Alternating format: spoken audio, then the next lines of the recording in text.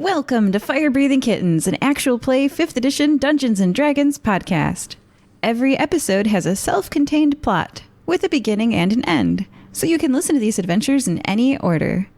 Each micro-plot fits into the overarching macro-plot of the whole season.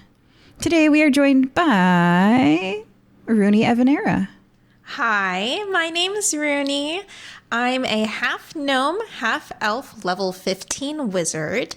I have strawberry blonde curls and rosy cheeks, and I have emerald green eyes that match the color of my green robe.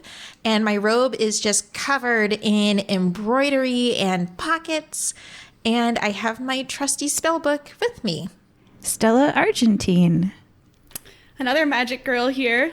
Stella is a level 15 draconic bloodline sorcerer. She is half elf, like Runi, but unlike Runi, her other half is half silver dragon. So she is tall. She's about 6 feet tall. Usually wears high heels, so she's taller. She has white hair. She's albino with very pale skin, white hair, blue eyes, all that stuff. Her eyes are slitted like a dragon's. And she has dragon's horns and a dragon's tail.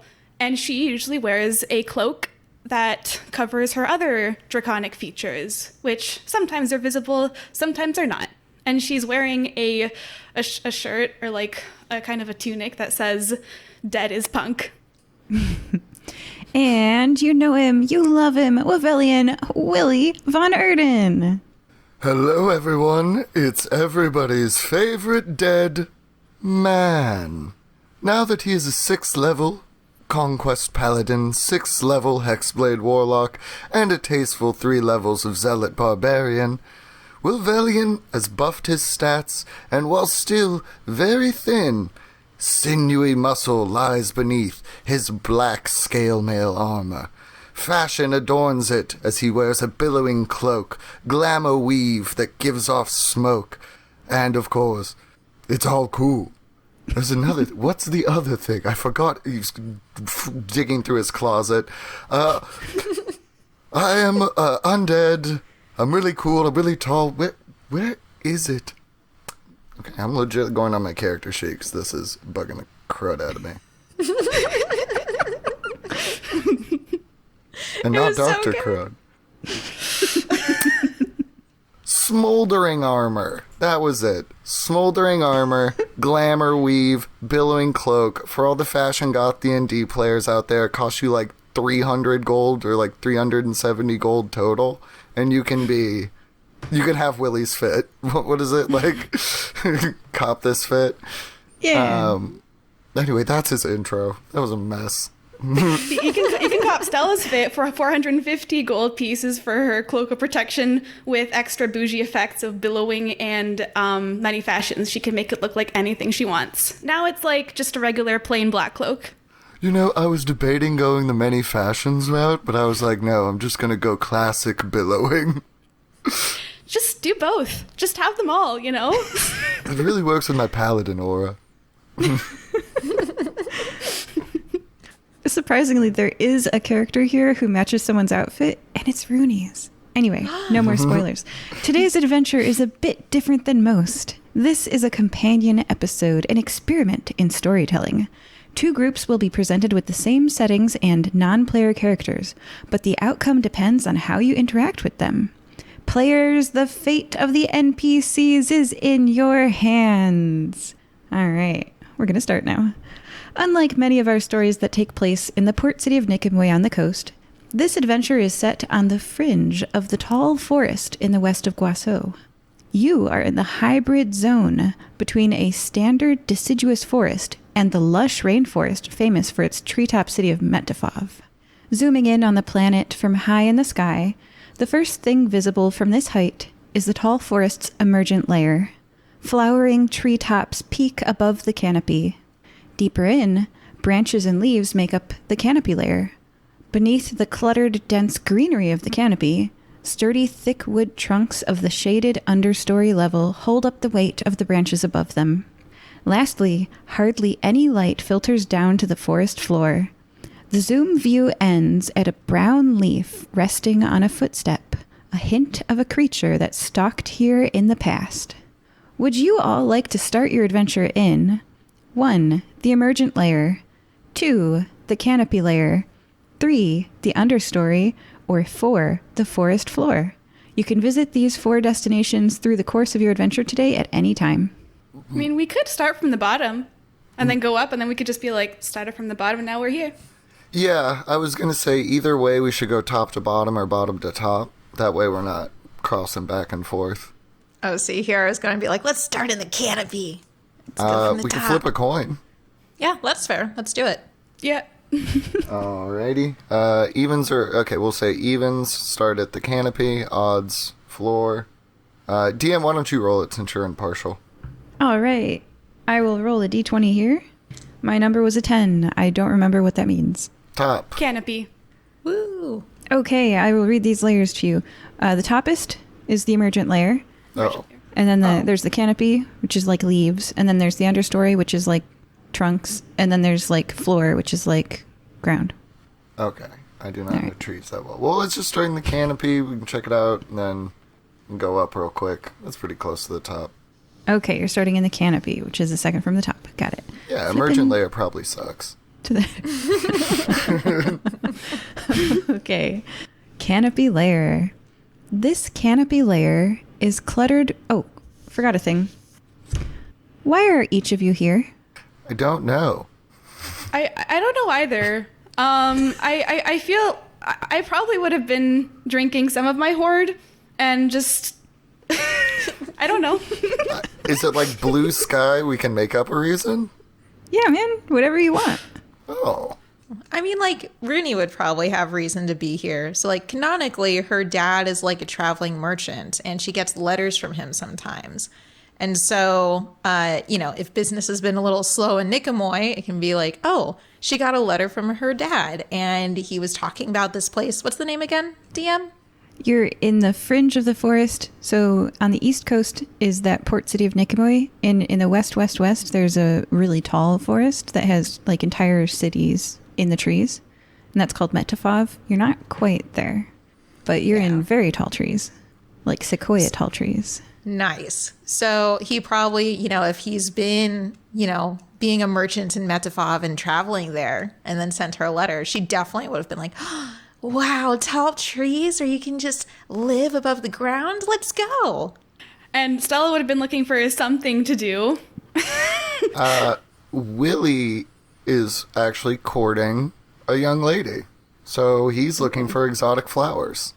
Ooh. So, and she's like, she's a little bit like him. So ideally something beautiful and poisonous. We can do that, yes. Like a lily of the valley?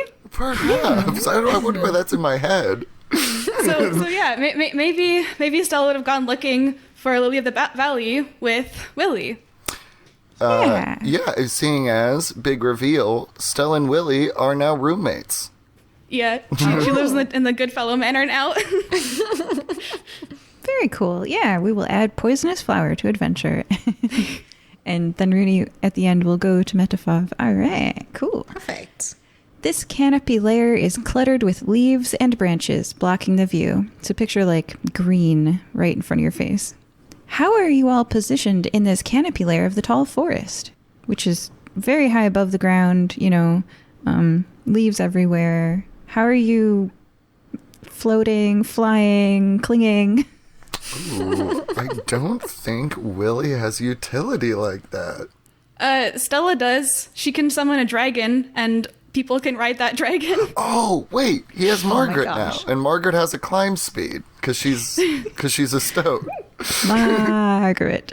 Sorry, Margaret. Oh yeah. Also, Stella's assistant Lenny is with them. He goes everywhere with her because he fetches the beer. And goes on the lookout and alerts her very loudly. Well, he's a part of her now.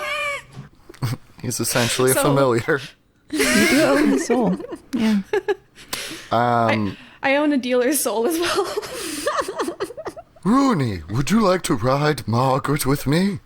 Oh, I'd love to. Thank you, Willy. So Willy throws out his cloak of billowing, and like underneath it is the smoldering armor and the glamour weave that just like looks like an endless pit of roiling smoke, and out from it, like it looks like a cloud of like something terrible, and then the smoke sort of falls away, and just a very large, cute, all black stoat the size of a horse is there. My trusty steed, Margaret. Climb aboard. Runi does, but not before she pauses and looks at your getup and then looks at her. Like, she's literally just wearing like a plain tunic and breeches and like her like homemade cloak. She's just like, maybe I need an upgrade. And Stella's just like, she probably just landed her dragon in the canopy. So like Sapphira, the safety dragon, is something she summoned a while ago for one of the episodes to stop a train. And she's just been summoning the draconic spirit as Sapphira because it's easier. And yeah, Sapphira is like this silver dragon with an X on her chest, just like a safety vest, like a golden X. And she and Lenny are just like riding this dragon, her own cape billowing behind her. Excellent. All right. And that's how you all are in the canopy. Got some dragons, got some sable riding. The leaves block the view. Leaves all around you, just crowding in. Leaves everywhere. One more on a note of safety. My Eldritch Blast can pull you 10 feet closer. So, in a pinch, I can hurt you and keep you from falling for potentially more damage if we just try to stay within 10 feet. Good to know, because Stella's drinking and driving a dragon, so... Oh no. I mean, the dragon's not drunk. Yeah. It's a safety dragon. All right. So the leaves block the view. Can't see anything. Leaves all up in your face. Okay. Then perception check? Can we just like... No, fails. Can't see anything. The leaves block your face. Leaves everywhere. Okay. Can I get just a little more set dressing here? Yeah, the canopy layer is cluttered with leaves and branches blocking the view. You are up in a tree. There are leaves everywhere. They're giant leaves the size of dinner plates. And there's one right in front of your face. Oh, well, I mean, if everyone else is doing transportation, I guess I can do vegetation management. And Runi will cast the spell Big B's Hand, which summons a large hand of shimmering translucent force. And it's like a green hand to, match the rest of her green outfit. And, it's got stats and everything like that. But basically, it can move at my command, mimicking the movements of my own hand. So, like, it is a large, actual, D&D large hand. And so she'll just be, clearing the brush away. And if she breaks some branches, she's just like, oh, sorry. Oh, sorry.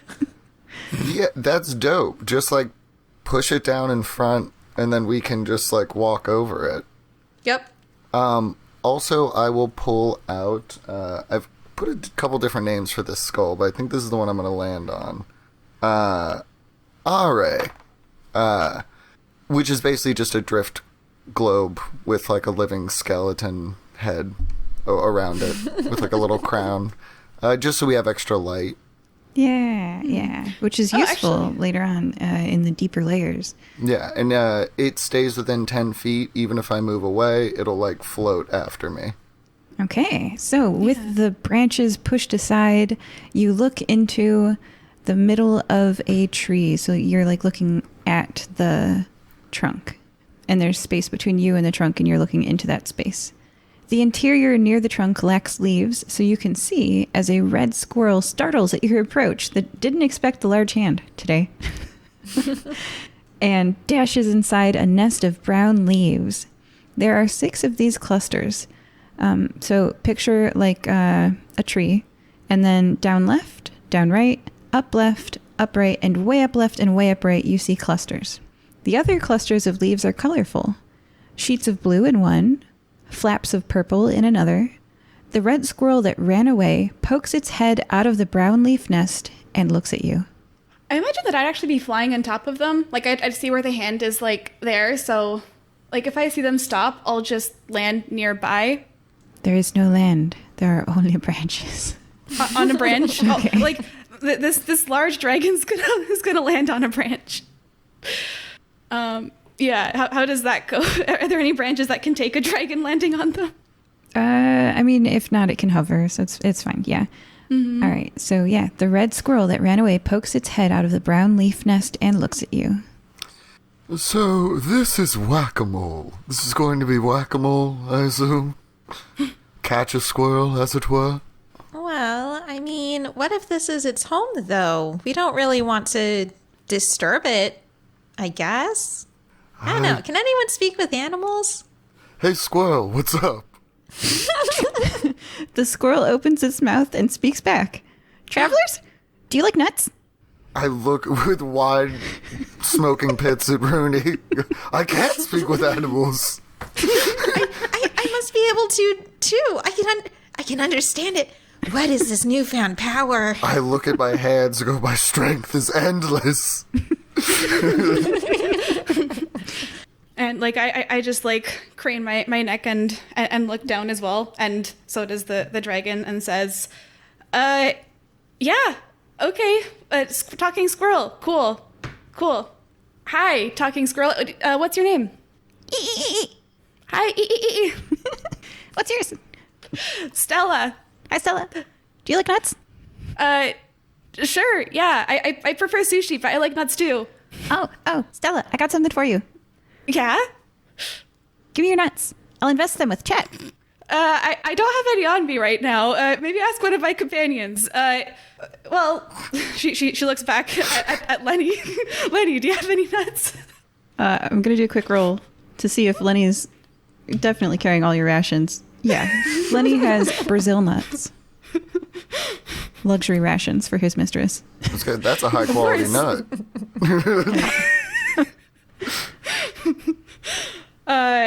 So assuming Letty, here, I could give your nuts to the squirrel.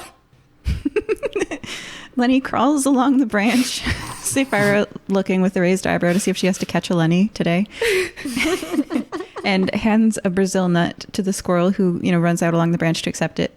The squirrel titters over the nut and says, "Oh yeah, I'll invest them with Chet. Yeah, Chet is a guru. Chet will grow them up big and tall, real fast. Once they're a tree, they'll make many nuts.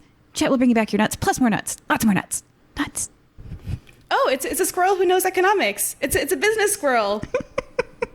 Yeah, you're going places. I can respect that. Sorry, you said you were going to give this to Chet? Yeah, to Chet. Who's Chet? Chet's a guru. Well, okay. Okay, better question. Where is Chet? Oh, Chet. Okay, so I'll answer the first question better. Chet Chittertooth. He's our guru and financial advisor, and he is in the lid of the forest. Financial advisor? What exactly are you selling out here? Nuts. Oh, yeah, I guess that makes sense. Yeah, we eat the nuts and we use them to barter. Colorful, pretty flowers, aromatic pine cones, fluffy shed fur to lay in on our nests. Nice things. And do a perception check, everybody. Willy has been just flexing, trying to cast druid spells just to see if he gained a druid level. But on the mention of pretty flowers, he perks his ears. That's an 11 for Runi. Ooh, yeah, not so hot for, I think that's a 10 for Willy. 10 for me too. Okay, so yeah, you guys notice now that there's a socioeconomic system going on here with some of these nests have blue fluff sticking out of them and some of them are just brown leaves. Go ahead, Willy. Actually a 14. I know it doesn't break a 15, but Yeah, you can tell these houses. So you know how some houses are prettier than others? No, I've never noticed. Yeah, like my old house. Yes, I'm familiar with the concept of beauty. Yeah, so it does appear that they have a money system going on. Mm-hmm. Huh. I look at the squirrel. Why is Chet? Sorry, I was so used to the frame of questions we were going with. Has Chet been around long in this concept of money, or has this been newly introduced to squirrels? oh, this is new, and I love it. We invested our nuts, and we tried it out, and they'll be coming back to us manyfold very soon because I gave the guru 3 nuts last month, and I got back 9. 9. It was great. So I gave Chet the 9, and then the 27 I get back next month are going to be delicious this winter. I look at my party members and just kind of under my breath go, in about 3 or 4 generations, nobody's going to be able to buy a tree in order to get nuts. We have to crush out this evil of capitalism early. Yeah, like there's some squirrel gentrification going on around here. Yeah, interesting. I mean, I guess it's just mirroring the real world as everything else does. Is no place sacred from capitalism. I mean, also, if there's a squirrel using magic to grow trees really fast, we have the problem of an ever-encroaching forest. And that could be troublesome, like, from an adventurer standpoint. So I had something in my throat. Yeah, I think we're making an assumption that this Chet is a squirrel. Maybe they're not a squirrel. Oh, then Chet is just a big weirdo who's manipulating squirrels?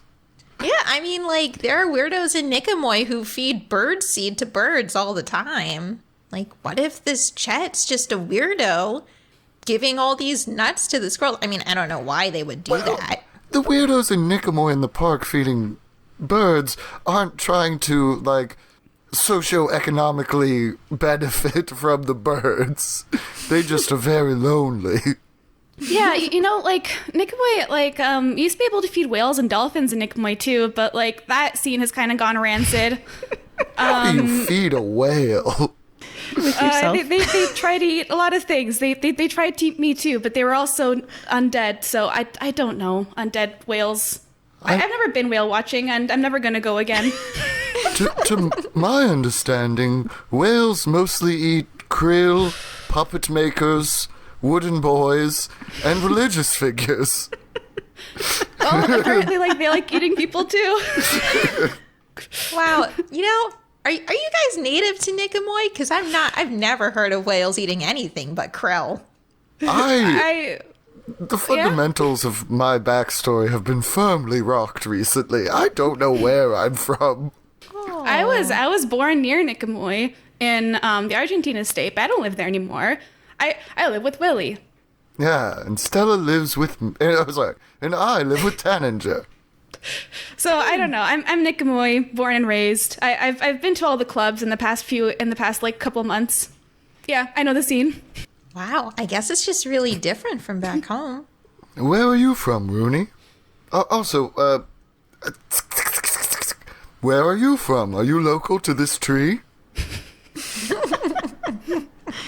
Oh yeah, I was born here. Just so he feels included, I go back to the interesting part, which is Rooney's backstory. I don't want to be rude to, I guess we're the guest. You just show up at someone's house and ignore them. Yeah. I'm sure they're pretty occupied with their nuts, to be honest. But I mean, I'm from a lot of different places. My dad and my sister and I kind of moved around a lot, but I spent most of my time in Jezik, up north actually. And I kind of grew up in like this school for orphans, but I'm not an orphan.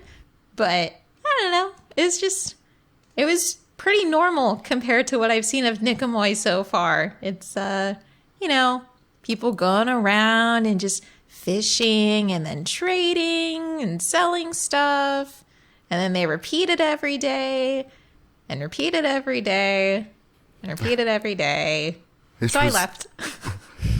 I had a very similar experience, except replaced mercantile trading with cursing people. Oh, wow. I mean, that sounds infinitely more interesting, if I'm being honest with you. I mean, there's only so many times you can watch a nice young mermaid show up and be like, hey, I fell in love with a human guy. Can I have some legs? And then the hags are like, oh, well, yeah, we're just temporarily giving... And then and it gets really boring. And honestly, water's cold. I'm not super into it. I lived underwater. Yeah, I don't mind the cold, but I don't know if I'd like to live underwater. My parents sent me to me and my twin brother to a boarding school in my 40s, lived there until I was 60. Yeah, like it's a school for wizards. Like apparently the tuition was like few 100,000 gold a year. I don't know how to read a spell. What? And I graduated. Wait, what school is this? Atrios Academy of Wizardry. Also, what is school? What? A place you go to meet people and party. Oh, that sounds like No. I missed out. No, a school is where you go to learn and figure out new and interesting things. What kind of school did you go to, Stella? Oh, I mean, I'm sure it was a good school for people. I don't know. Like, I didn't learn much from that school except how to party, and I don't know how I graduated. I kind of know, but it doesn't involve... I don't know. I think I did something illegal. I think some higher power helped me. Some fae or something. She's really pretty. I really want to meet her. I'm looking for, like, if I ever meet her, I want to give her a flower too. All right, well, maybe Chet has the flower hookup. That's true. Yeah, but, like, Tanager, the guy who owns the place I live in, told me not to mess with her, but now I want to mess with her more. So. And Tanager usually says to mess with things. All right, chick. Can you bring us? No, wait, it was Yeah. It's my accent. I don't know where I'm from. But I know I am dead. Anyway, can we meet Chet? Oh, yeah, he's in the middle of the forest. So the squirrel is accepting Brazil nuts from Lenny, from Stella. And I mean, this section is titled Jealousy. A red squirrel emerges from the upper left leaf nest, which now that you're looking at it, you notice that this nest looks less like a clump of leaves and more like a fancy autumn wreath on a door. Yellow flowers, red feathers, and a glittery pine cone make this much more upscale than the nest whose squirrel you've been talking to. The first squirrel sees where your eyes have strayed and jumps to a higher branch to block your view. No, look at me! Invest your nuts with me! I've got the hookup with Chet, and I'll bring you back 3 nuts for every 1 that you invest with me! I look at my party members and I go, see, I freaking knew it. They've got a whole caste system developing. Look at how I want to live in that wreath. Yeah, I mean, you can sell anything from information, just never sell your family members. Or else, I don't know, people might come and take revenge and steal all your stuff. Well, if I had family members, I would remember to do that. Or maybe I do. I have no idea. And he looks sadly. And I go, all right, so we don't... nuts for nuts? That's not what we're trading, boys. We've got a hot new commodity on the market that can get you 4 times as many nuts. It's called flowers. The squirrel from the nicer nest approaches and starts to say something, maybe about flowers, you don't know, because the first squirrel turns tail and, screaming, chases it in a spiral around branches and trunks nearly faster than your eyes can follow. Mine! Mine! Mine! You hear from a distance. Wow. You know, I was literally just thinking this would be insane because I was starting to get kind of jealous of you, Stella, and you, Willy, because you look so cool and have these cool things. And now this shows up and I'm like, wow, I should really take a lesson from life and not be jealous. Guys, and just accept. Can I confess I was also jealous that you grew up around people and not just scary old women underwater? And I was like, I'd kill for an orphanage. Or like a weird boarding school. I wish I had parents who didn't live with me. He like very carefully stops before he says the word love me. I give Willy a hug. I will also give Willy a hug. His cloak. We can all just be sad together. Like one would see from a spooky vampire, his cape billows out and his smoke envelops his 2 friends in like a very scary looking cocoon of hug. and then there's just Sapphire who's just like making sure that they don't all fall off the branch. Okay. And we then cannot. As squirrels chase each other off into the distance far, far away, 2 small squirrels poke their head out from one of the nests and look at you. They look thin, and they watch all of you with dull eyes. Make a perception check. All right, well, they're starving or robots. One of the 2. Or undead. Like, anything can be undead these days. I rolled a 24. I got a 15. What was the stat again? Perception. Ooh, dirty 20. Oh, yeah. Yeah, you guys did great yeah, fantastic. Actually, all of these squirrels, now that you're thinking about it, are very thin, and some were missing patches of their fur. Oh my god, they're not eating the nuts. They're just investing them again. They're just hoarding them? That's so sad. Ooh, let's watch the H word. And I look at Stella. Sometimes hoarding's good. Yeah, I guess so. Yeah, she's gonna pull out one of her bottles from her hoard, and it's just like, oh, this one's empty, and then she pulls out another one, empty too. Never mind. Maybe I'm not meant to drink anything right now. But here, you guys want some nuts, Lenny? Nut them. Oh, here, let Lenny me. gave all the nuts to the squirrels that ran away. You guys have no nuts left. Oh no. Yeah. Okay.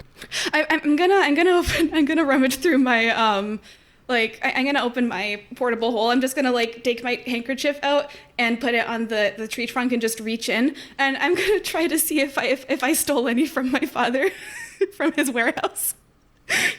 Canonically, all of the nuts went to the squirrels. Okay. After like sticking her head in there and like rummaging, she like throws at a couple gold bars. Okay. No nuts here. I mean... Oh, go for it, Willy. Oh, no, mine was a wild pull. You go first. Oh, okay. Well, I was just thinking, if this Chet Chitterworth is going to be the one, investing and doling everything out, they've got to have a, not hoard, a stash somewhere. Willy And, gives double thumbs up. Finger guns. But like he's got to have a stash somewhere, right? So what if we go try to meet him and try and do some recon and see if we can find some of these? But I guess there's also the problem of the actual cultural issue now where they don't want to eat the nuts. And also, Maybe we can. they've sort of bought into this whole cult of Chetonomics, as it were. So it's like any change to their society is going to be scary to them and villainizes us. I mean, we could just propose, like, we could propose a new food source from them as well, that they don't tell Chet. Oh, okay, I'm getting pretty good at summoning undead. So what if we kill every squirrel and I raise them as reborn like me, and then they never have to eat? But don't they then have to contend with the curse of undeath and not ever knowing if they're going to pass on? I'm sorry, you're undead. That was probably really insensitive. Yeah, he narrows his smoking pits and is like, the what of what now? I mean, we should at least get consent. Hey, I mean, I'm really good at giving people ideas that they really like. So like, if someone other than Chet is their leader, or even if Chet is their leader, I could suggest a new course of food. Ooh, we could convince them how cool Stella is. And then supplant Chet as the dominant personality. And then she's just gonna like billow her cape and it's just like, you don't need that much convincing.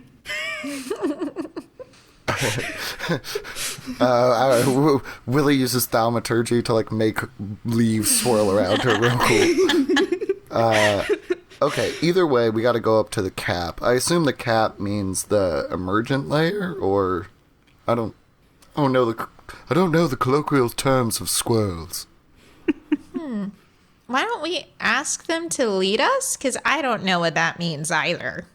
And to clarify, the squirrels are gone. Well, there's still the doll-eyed ones, right? The little tiny baby squirrels that can't walk yet have poked their head out of a nest and put it back in. Yeah. I thought they were just emaciated, not babies. They were babies. They're emaciated babies. Yeah. Aw. Well, for the children. All right, let's go up a layer, I guess. Just check out the top, and then we'll work our way down. That sounds Yeah, good. you guys want to catch a ride on Sapphira? She can fly up pretty high. I've got Margaret. Give her a long pet. She has a climb speed, so it's effectively the same. If you want to go up, you both are more ranged. Runi. Yeah, just saying you doesn't really work on a internet call. Huh? I pointed though. Yeah, but you guys could rain down Hellfire, and then I'll come up and be melee range with climb. Yeah, I'm gonna try to get a bird's eye view. I'll go Or a with dragon's you, eye Stella. view. Okay. Your dragon's large, right? Yeah. All right. Large size. So I think Lenny would have to come with me then. She has a strength score of 19, so 19 times 15 is like 250 or something. 200. It's close to. Yeah, it's like around 200, 300, I think. Yeah, it's almost 300 because like 20 times 15 is 300. So it's like Okay. I'm pretty 200 light. and 285. Yeah, and you Okay. don't really feed Lenny, right? He eats very well. So sometimes, like you notice this, Willie. Sometimes it seems he eats more than Stella. Stella just eats raw things sometimes, and she just like spits out other things. Yeah. I'm happy to go with either Stella or Willy. Whichever works. Yeah, Sapphire can carry you. Come on. Cool. I mean, have you ever ridden dragon before? No, I'm When do so you get to do that? excited. Yeah, you want to fly her? You want to lead her? You can do that. Will she actually let me? Yeah. Sapphire, Runi's gonna tell you where to go. Yeah, just hold on to these like two scales. Yeah. Stella is like- single-handedly fulfilling a lifelong dream of Runi's right now. And Lenny, you can hop on the back if you want. Actually, no, Actually, no. Yeah, you can go with Willy. All right, I have bad news for you guys. So, emergent layer. Flowers blossom, hey, from the thin twigs pushing out above the tallest branches of the emergent layer into the sky. The branches are too thin here to hold 100 pounds. How are you all positioned in this emergent layer of the tall forest? So the weight break point is 100 pounds on these branches. I'm more than 100. But I think even if Margaret is like ethereal because she's a summon, I myself am more than that. Stella's gonna think for a second and say, you know what? I've never tried this before, but I think I've got a solution. You know what? Willy and Lenny, Sapphire can carry you. I'm gonna do something. And then like she says I'm gonna do something, and then she like takes off her cloak, says, "Hey Runi, you wanted something cool to wear, right? Here, you can make this look like anything you like." And then and then a pair of like huge, like 12-foot long silver wings sprout from Stella's back. Whoa. Cool. So as a reaction, if you allow me to do, normally it's only when I take damage, but I have that king shout that pushes people 10 foot back. Could I attempt to grab onto Lenny as we're falling and then shoot it just like at a tree and blow us 10 feet up in the air so Stella could grab us? Oh. You could try. Stella has a strength score of 8. Are you falling? I thought Sapphire had you. Well, I thought we were going with the original canon of me and Willy were on Margaret. We get up there, notice it can't take 100 pounds, and then we start falling. Or do we notice that things are getting weaker? You're not falling. Yeah. Things are. Oh, I'm not okay. plunging you through the forest. I thought it was a trap. That's No, when you were gosh, like, I no. have bad news for you guys. I was like, oh, dang. No, we did a you're not. boo-boo. You're not plummeting to your death. You just are like, I have snapped the tree branch I reached for. Okay, well, to save further conversation, if we do plummet, will that plan work? Sure. Okay, cool. Or Except at that least, then Stella will plunge with you because she has a strength of 8. Yeah. okay, well, But Sapphire is there, and we did the math one time, and it was enough to carry all 3 people. So well, it's like that logic of like, if an elevator's crashing, like what if I used it right before I hit the ground to bounce myself up? Like if I jump right before the elevator hits. yeah, if you only fell 10 feet, yes. Okay, Willy feels very confident in himself now. The power is endless. All right, so just to summarize, we've got Stella flying for the first time ever. Only your brother could fly. A little bit of sibling rivalry going on there. You can fly too now. Yeah, she just like, I mean, she just like spreads her wings. It's just like, I've seen my brother do this like 1,000 times. I've ridden Sapphire before. Let's see. And then she's gonna like she's just gonna go for it. She's just gonna jump off of the tree and try to catch herself. And then we've got Willy and Runi on Sapphire's back, along with Lenny. All right. So Can I do like a dexterity thing to see it, like to see how graceful it is, or if it's just like awkward flapping? yes, do an athletics check because this is about strength. Oh, sorry. Oh, I rolled really okay. I have a -1 athletics, but I rolled very well. I rolled an 18, so -1, 17. Yeah, you only hit like one branch. And then you are flapping your wings through the blue sky. Far below you are tiny branches with flowers blossoming off of them. And actually, why don't you do a survival check and let's see if you can get Willy his flower and yourself one. 12. Yes, you get one flower, only one. So you have to choose if it's you or Willy who gets it, because that was just a 12. Well, I don't know when or if I'll ever see the lady that I'm courting. So, but have I met the lady that Willy's courting, or have I like how long have they been courting each other? Willy started talking about an interesting person a few weeks ago when he started going to the magical tattoo shop to get his, like, the cursed etchings that hags put on him turned into, I believe it's called a life bloom tattoo. It's pretty sick. Magic item. Check it out, guys. But he's just basically getting his tattoos drawn over into something that's more him. And he like met, and then he found out like she's a cool girl. She's like from hell. Like she like really likes working on machines and stuff. And like, you know, he doesn't like say they just see each other while they're getting tattoos. And like, so they don't, he thinks he's courting, but he's just having polite conversations. And he's like, I gotta do something, you know, to be like, so yeah, your tattoos are almost done. Mine are done. The excuses are running out. Aww. Yes. So I was going to get one for Willy. So do I know which flowers are like pretty and poisonous? Do I see any lily of the valleys? I think, I don't know. I think they grow on the ground, though. I don't think they grow in trees. This is a fantasy world. I think it's fine. Yeah, lily of the canopy. Yeah. Here we go. All right, all the flowers I'm looking up are repeatedly not poisonous. One sec. I looked up tillandsia, I looked up orchids. You can just eat these things. This is fantastic. All right, but okay, but this one, there we go. All right. Oh, that's pretty. It's called Jimson weed. So go ahead and look up Jimson weed. You get a Jimson weed. Don't eat it. It's kind of pretty. It looks like the bell shape, you know? Right, so you get 2 Jimson flowers that are attached to a single stalk. Okay, and actually what I'm going to do is I'm going to try to like flash freeze them, because Stella has like, she does cold damage, but she does extra cold damage where it ignores like immunity, or like it treats immunity as resistance, ignores resistance, so she can freeze things like super cold. So she's going to try to flash freeze them so that they can be like there for longer. So yeah, she's going to get these flowers and flash freeze them and then say, "Hey Willy, you were looking for flowers, right?"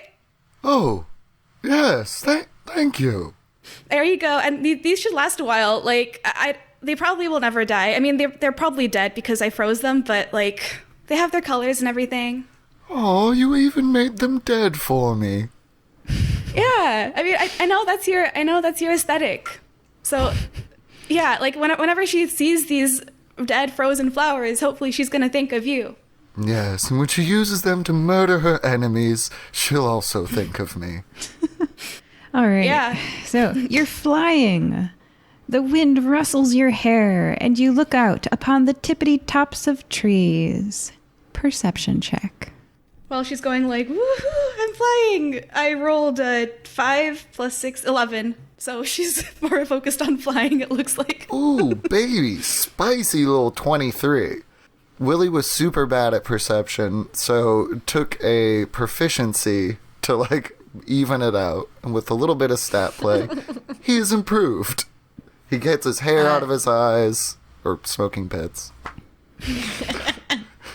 Runi got a 16. Okay. Runi and Willy see far, far up in the air, possibly 1,000 feet or more, A pair of wings big enough to hold a human flaps open and closed again, and closer to you, you hear snoozing. It's an incredibly fat squirrel. Oh, man. Dimes to donuts. This is the Chet we're looking for. This has to be. Chet, you absolute brigand. Willy is just seething. The cloak goes out, smoke starts coming, like the glamourings, little nasty faces are coming out from his smoke. Oh, well, hold on, Willy. We gotta make sure this is the right squirrel, so we can at least politely hold him over the edge of the lip. At the very least, I hesitate to say fat cat. This fat squirrel is benefiting while those poor little doll-eyed beauties are down there starving. Yes, well, we can at least go and ask questions and see how they got that way. And then we can figure out how to, I don't know, change things. I hesitate to put out judgment before we know everything. Willy's like calming down, but he feels like the king is being stirred by this. There is injustice in creation, and it is a king's duty to protect the people of the land. Well, okay, how about this? There seems to be a very large thing in the sky, and large things in the sky tend to eat things in the trees. So what if we threaten the squirrel with getting eaten by that thing in the sky, and then it'll tell us everything? You could even do the interrogation if you wanted. No, I'm way too hot for this. I feel like Stella should do it. What now? She just like swoops past you. You're just swimming through the sky. Basically. Stella, we've got a fat squirrel and we think it's Chet, but we need to know for sure. Ooh, before you yell, I kind of like put my hand out, and I'll use my earrings of message, so we don't wake up the squirrel. Good call. So like, Stella's just gonna be like, she's gonna like go to you and like hover right next to you, just like beating her wings, and it's just gonna be like, so you want us to scare this guy? Scare him into information. He needs to give up the goat. We don't want to just, we're gonna beat you up. Say no more. I'm gonna do the thing. Oh yeah, I'm gonna do Sterling's old trick. And she's just gonna like swoop down and like snatch the squirrel and just fly straight up with him. I look at Runi and go, I've actually seen him do that before. Okay, response from the squirrel. I do also want to shout out to Stella as she's flying up. Watch out for the thing in the sky. What thing in the sky? Ready to action Eldritch Blast if that thing in the sky gets close to Stella. I will also ready an action for Magic Missile for the same thing. Oh yeah, just like Dragon Ball Z, like powering up the Kamehameha. Exactly. Can we do it together? Yes. Yes. Oh my god. What if we even like fusion dance? Runi, Willy, Cannon of Ruination. Yes. Runevian. Good. That's really good. I have earrings. Let's just try. We found out we can talk to squirrels earlier today, so maybe we can also fuse. Oh, yes. Yes. Okay, so response from the squirrel. Oh yeah. Don't eat me! He tries to move his fat, uncooperative body. This is wiggling in your hands. Yeah, she's just like holding him like she's dashing. Her flight speed's not very high. It's just 30, but she's like going up 60 feet per second, just going up, and it's just being like, careful. I don't want to. Or do you want to fall? Oh, it was about to bite you and it stops. That's what I thought. So she's gonna be like, yeah, like while we're up here, do you know Chet Chitterwood? Who wants to know? The person who's flying you higher and higher into the sky. Okay. I'm Chet Chittertooth. Bro, you are way not in a power position. The fat do everything in desperation. Or the greedy fat, I should say. Fat and greedy. God, I can't speak. Those who... Oh, never mind. Go, Stella, you have the scene with the squirrel. Okay, so Stella's just gonna be like, okay, Chet, yeah, so like, disclaimer, this is the first time I've ever flown, so if there's a bit of turbulence, yeah, that's why, like, let's just hope I don't drop you. But until then, you gotta tell me, you're gonna tell me what I want to know, all right? Okay.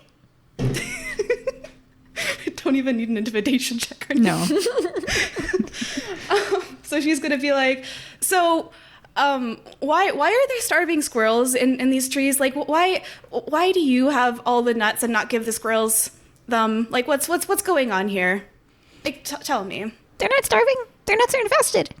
Yeah, but they're not eating them. Like, they have to be eating them in order to not starve. Like, have you seen them? I can take you to them. Like, you should probably see this. What happens when you infest your nuts instead of eat them? It's fine. You know what? I'll have You're lots right. of nuts soon. You're right, actually. I don't need to. Like, I could just take you there right now. And then she's gonna, like, motion to the rest of the group with her mage hand. Like, almost dropping him in the process. Like, it's just like, oh, whoops. I shouldn't have used movement for this. Oh my anyways. God, okay, I know that she's skinny. Okay, I know. You don't have to make it look at her. She's gonna make him look at them anyways. Okay. You can't fly in the canopy layer. There's too many leaves. But yeah, you guys are looking at poor little starving baby squirrels. He's like, so what's the big deal? This is a Willy squirrel has issue. You ain't squirrels. Willy has a magic item that allows him to create memories out of a smoking pipe. So, like, in the background, I'm just, like, perfect images of smoke of starving squirrels, like, a little dramatized. So, like, I know he's not there, but I still show the canopy and the destruction he's wrought upon nature. Yeah, so then, yeah, once he sees these memories, he just can be like, okay, that's why you gotta make sure that your people are eating first and then investing second. Now, you gonna do that from now on? Oh yeah, absolutely, definitely. You should let me go. Yeah, yep. Oh, you said let you go? Yep. We're still like 100 feet up. Well, insight check on this squirrel. Yeah, I'm gonna say check him too. Do an insight check. Ooh, 17. 10. Oh yeah, Willy. Yeah, totally. Stella, no. She's just gonna be like, yeah. I don't know. Let me think about this one. And then like she like rubs her chin up at the same time, drops him. And she's gonna attempt to catch him with the mage hand, but He's spinning around and then he like locks his head on a place and he positions his body so he can bring his arms in and pull them out to rotate his body as he falls through the air. Conservation of angular momentum, and is kind of like angling himself towards a branch. But then you snatch him out of the air. yeah, I attempt to do that with my mage hand. Yeah, because it's a... Wait, no. Mage hand, is it 5 or 10 pounds? Because this is a 6-pound squirrel. Oh, 1 pound. Nope. Falls right through the mage hand. Okay. Guys, he's actually falling. She's gonna try to dive after him. No, okay, sorry. Mark- I was just checking this. Mage hand does carry, it's up to 10 pounds. Yeah. So you can catch them. Yeah, there's no way Mage Pound is one. I don't even think 1 pound force is enough to open a doorknob. Like, Yeah, I don't think so. All right. Well, then the squirrel is captured. And Stella's just gonna like fly back to the rest of the group and say, well, I mean, these guys have something to say, don't you? How did you get this idea? Did you just wake up one day and decide, oh, I should take from a bunch of hard-working squirrels, convince them that I can cause them to have a better life down the line, and then in the meantime, get, and he pokes his little squirrel tummy, fat and rich off of it? He does a tee-hee. Oh, God, don't be cute. Don't you dare be cute to me. And then he tries to bite your finger. Oh, I still think that's pretty cute. Your mouth is really small. My finger's pretty big. You love getting your fingers chewed off by animals. Okay. I literally have a ring of regeneration. I could cut my finger off and give it to Nibble to him, and I'm back to No, regular not in again. a week. Okay. I'm gonna cut something off before this campaign's done. So you're asking like why he can talk, why he can think, why he's kind of a capitalist dick. The last bit. Where did capital... Like, being a greedy squirrel, yeah, I'm sure there's lots of big greedy squirrels in the forest. But specifically an investment scheme, I have to believe that came from the outside. Honestly, magic talking squirrels doesn't even a blip on my radar. I'm a dead guy. That's true. Okay. I'm the founder of Chittertooth Nuttery. And I started life as a relatively normal red squirrel. During my childhood, I always hated that inevitable time when the family would start to gather various foods to hold me off until spring. Being quite the beguiling young squirrel, I soon discovered that I can convince the lesser tree rodents to gather my food for me. And eventually, in my second year of life, I came across an odd fellow who graced me with a newfound purpose, and he would make all the lesser tree rodents do his bidding, not just for foraging. No, that was far too little. I would dominate the kernel and nut industry, and I'm going to become a baron of seeds. Okay. I look to my wizards. Can anyone cast the slow spell? I got that. You didn't catch that? No, I caught it. I was just trying to be funny. It's very just difficult to catch. For everyone who didn't hear it, it's just that he's always kind of been the lazy grasshopper in the story. You know, he doesn't want to save up nuts for winter, and he wants to figure out a way to make other people save up nuts for him. That's his personality type. But he said in the backstory, and then I met somebody, and ba ba ba ba ba ba boo. What was the name? Well, I don't think he said. He didn't say, and it basically doesn't matter because the idea that he got from that person was employ servants, you know, and then he just ran with that idea for the other squirrels. Yeah. Yeah, but like Willy has an internal list of like there's somebody who's messing with things and disturbing we can fix this squirrel problem, but you still have a guy messing with squirrels. You're treating the symptom, not the disease. Oh yeah, I've met several people. So I met one person who had like chipmunk slaves, and then like I met one person who taught me how to talk, and like a lot of people. So you understand the concept of slavery? Yeah, I learned it. Okay, that's really bad. That's a bad thing and you shouldn't do it.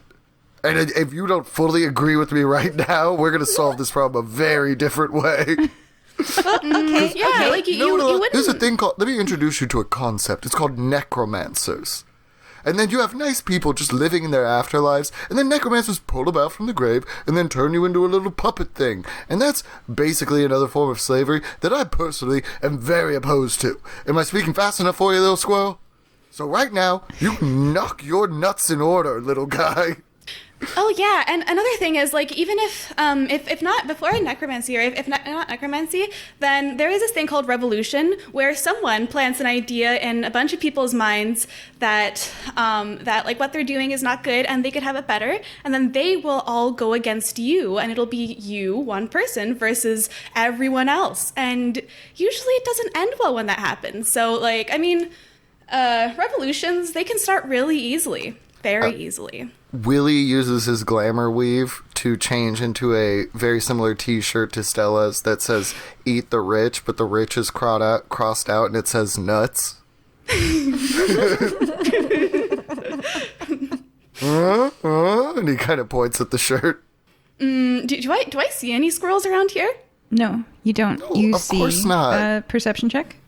15. Mm-hmm. Everyone else? Oh.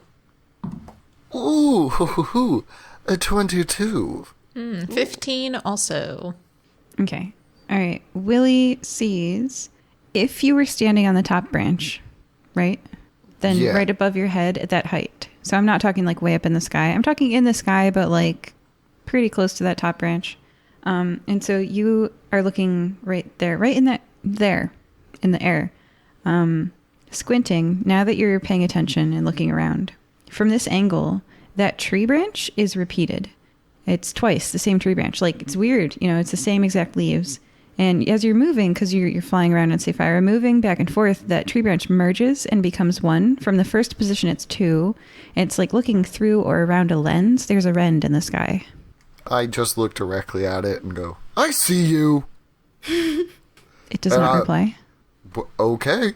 We're going to do this one of two ways. And I start whirling up an Eldritch Blast. Wait, what do you see, Willy? Actually, no. And he closes his hand and just will use the command spell. Yes. Okay, so the DC... I'm trying to figure out the word I'm gonna say. Okay, so the DC should be a 15, I believe.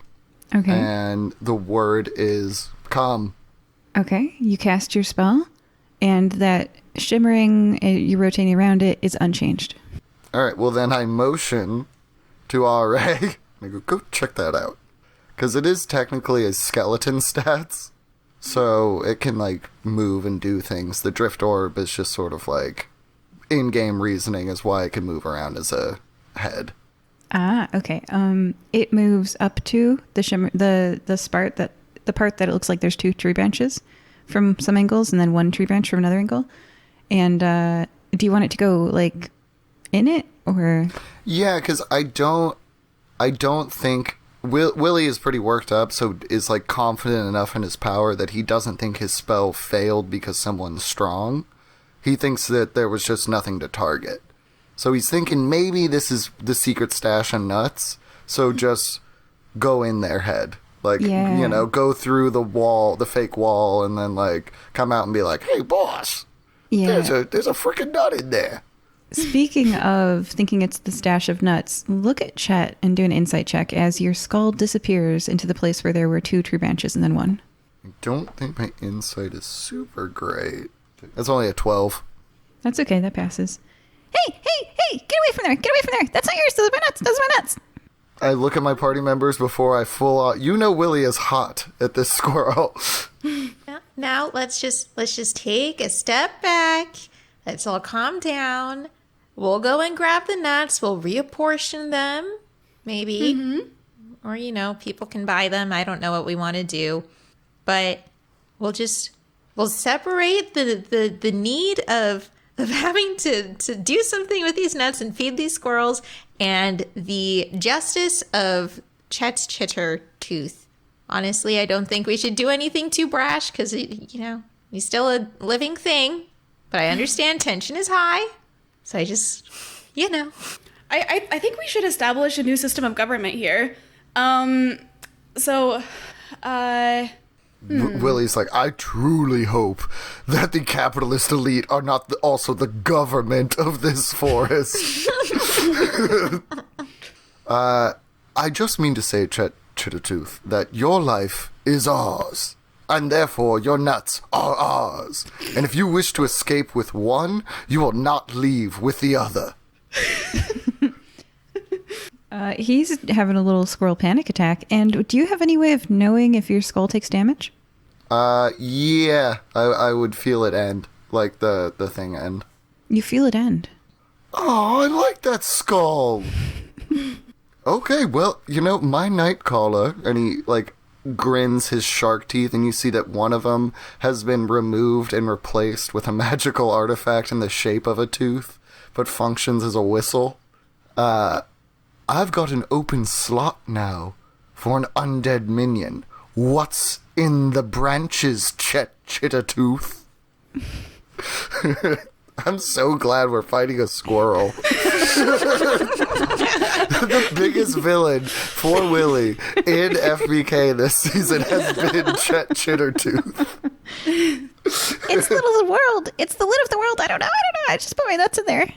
Well, then you're not Chet Chittertooth. Okay, you both spoke at the same time. Try again. Ooh. Oh, I said the what? The lid of the world. Then you're not Chet Chittertooth, because Chet Chittertooth is in the lid of the world. I don't tell people where it is, but yeah. Hey, I could be. Why don't you put me down? Where, Willy? On the lid of the world? Well, whatever's in the lid of the world killed my favorite skull. So... You don't know if it's dead yet. I don't know how to do this with, it's taking damage. Oh, okay. Would you sense that? I don't know. I probably wouldn't sense it because it's not a familiar or anything. I just raise undead. Nightcaller allows you to raise a corpse as a skeleton, basically. Oh, then you can do it again. Skeleton stats. So, it only has like 4 or 5 HP. Oh, yeah, so, it's dead. Yeah, like, so it's... and even then, it doesn't create a connection between you and it. You just summon it, and you can command it. You feel a spot open up. Oh, that sucks. I'll say, like, there's, like, a little, like, rune carved into my tooth, and as I'm showing Chet, it, like, fades away. I'm like, oh, wait, what? Okay. I'm just going to cast, while this is going on, I'm going to cast Detect Magic real quick. And just, if we can get closer to the tree, I would like to be there just to see what exactly we're dealing with. Can you read Detect Magic? Yes. Okay.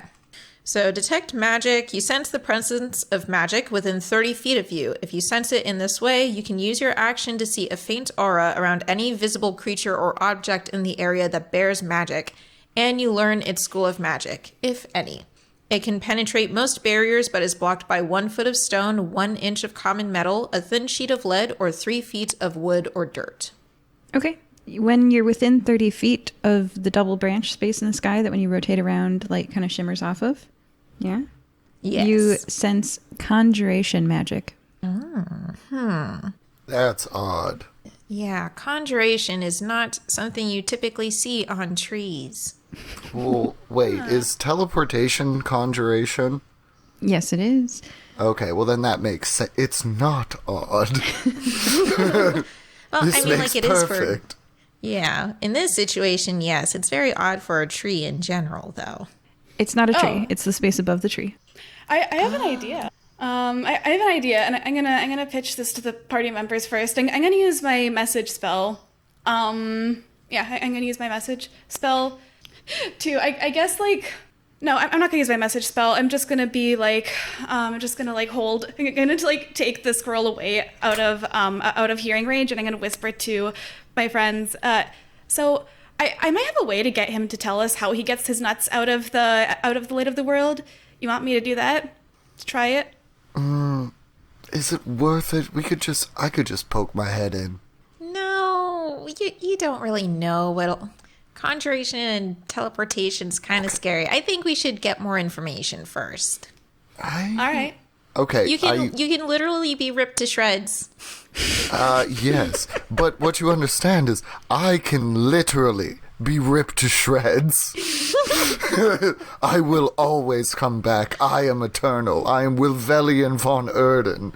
Those weird words feel weird in his mouth as he says them for the second time.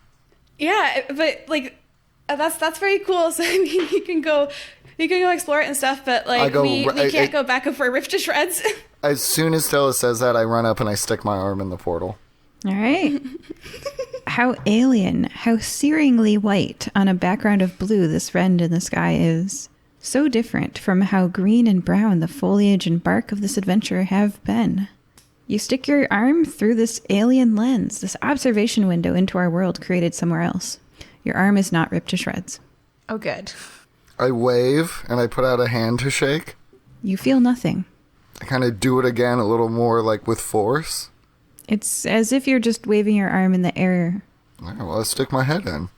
Okay, I'm going to count you as... Can you just say you hopped in? Because I've got 2 statuses. Hopped in, not hopped in. I really want to say no, but I guess I'll... Okay. You stick your head in I'll and you hop see... in, I'll hop in. No, it's fine. You stick your head in and you see a... Just cut me in half. Dim hallway. I'm not cutting you in half. You see a dim hallway, and it's not a long fall, maybe 7 feet onto, like, squirrel bedding. All right, well, then I go in all the way. All right. Okay, the other 2. Are you staying outside, or are you joining Willy? I pull my head out and I just quickly say, it's more squirrel stuff, and then go in. Okay, then we should have nothing to worry about, right? Like, I'm gonna bring you in here too, Chet. You know, because you'll know where the stash is and you'll lead us to it, right? Yeah, She's sure. just gonna like. Okay, now you can hold Chet with both hands, or you can use magic, but you can't use any somatic spells if you have Chet in your hand, unless you let Chet go. Oh yeah, or I can just do subtle spell and cast it without using any kind of components. But yeah, I'm not going to cast Suggestion because that's a concentration spell, and then that means Sapphire was just drop everyone else who's on her. So I'm just going to be like, if Lily's fine, I'll see what's going on too. Yeah, let's go in. You're coming too, Chet. And she's going to go in. Okay, so point of order, DM. My drift globe, if it drifts more than 10 feet away from me, or is like forced to, it'll drop. But if it can be within 10 feet of me, it will float near me. No, it's not floating near you. Okay, so god dang it, I lost my drift orb too. 300 god dang gold. Wait, was this the one that already went in and got eaten, or was this a different one? Yeah, it was so basically it was a floating orb of light that I put a skull over and then a little crown on top of it. No. Okay, and then I looked it up. Stella, you can choose between somatic and verbal components and ignore one when you do subtle spell. Or it's somatic and verbal, or it's somatic or verbal. I'm looking it up. Without any somatic or verbal components is interpreted to mean that both are no longer lenient. Okay, all right, so yeah, you can. Wow, sorcerers, they can do stuff without... Yep. Yeah, that's how you get the brain wizards. Yeah. Because they're just like, wah, wah, wah, wah, wah, I'm detecting your thoughts. All right. Yep. But keep track of your sorcery points. It's not unlimited. All right. Yeah, but I'm not gonna... Yeah, I don't... Oh, right, like, all right, because I was doing message. Okay, so I guess I would. Okay. Yeah, I'm gonna go in the lid of the world after Willy with Chet. I will first cast Mage Armor on myself. Smart. And then go ahead and enter as well. You hop through and are falling. It's not a long fall, maybe 7 feet. You land on a soft, crumply material. It rustles like pages in a book. The light is dim and there is no color. Looking down, it's squirrel bedding, crinkly leaves in black and white. Left and right, there are gray walls, as if this were a hallway. An abandoned observation room, maybe.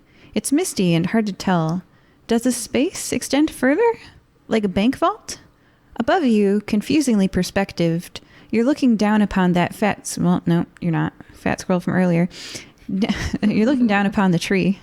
Down is up, and up is down. You're looking up at trees in the ground. The squirrel in your hand, Stella, Chet, gets an evil grin. Dinner time! Dinner time, he calls. Come and get it. Knew it. Everyone roll initiative. See, it's a good thing I cast Mage Armor before going in there. It's always good. It's a bad thing we didn't gack the squirrel.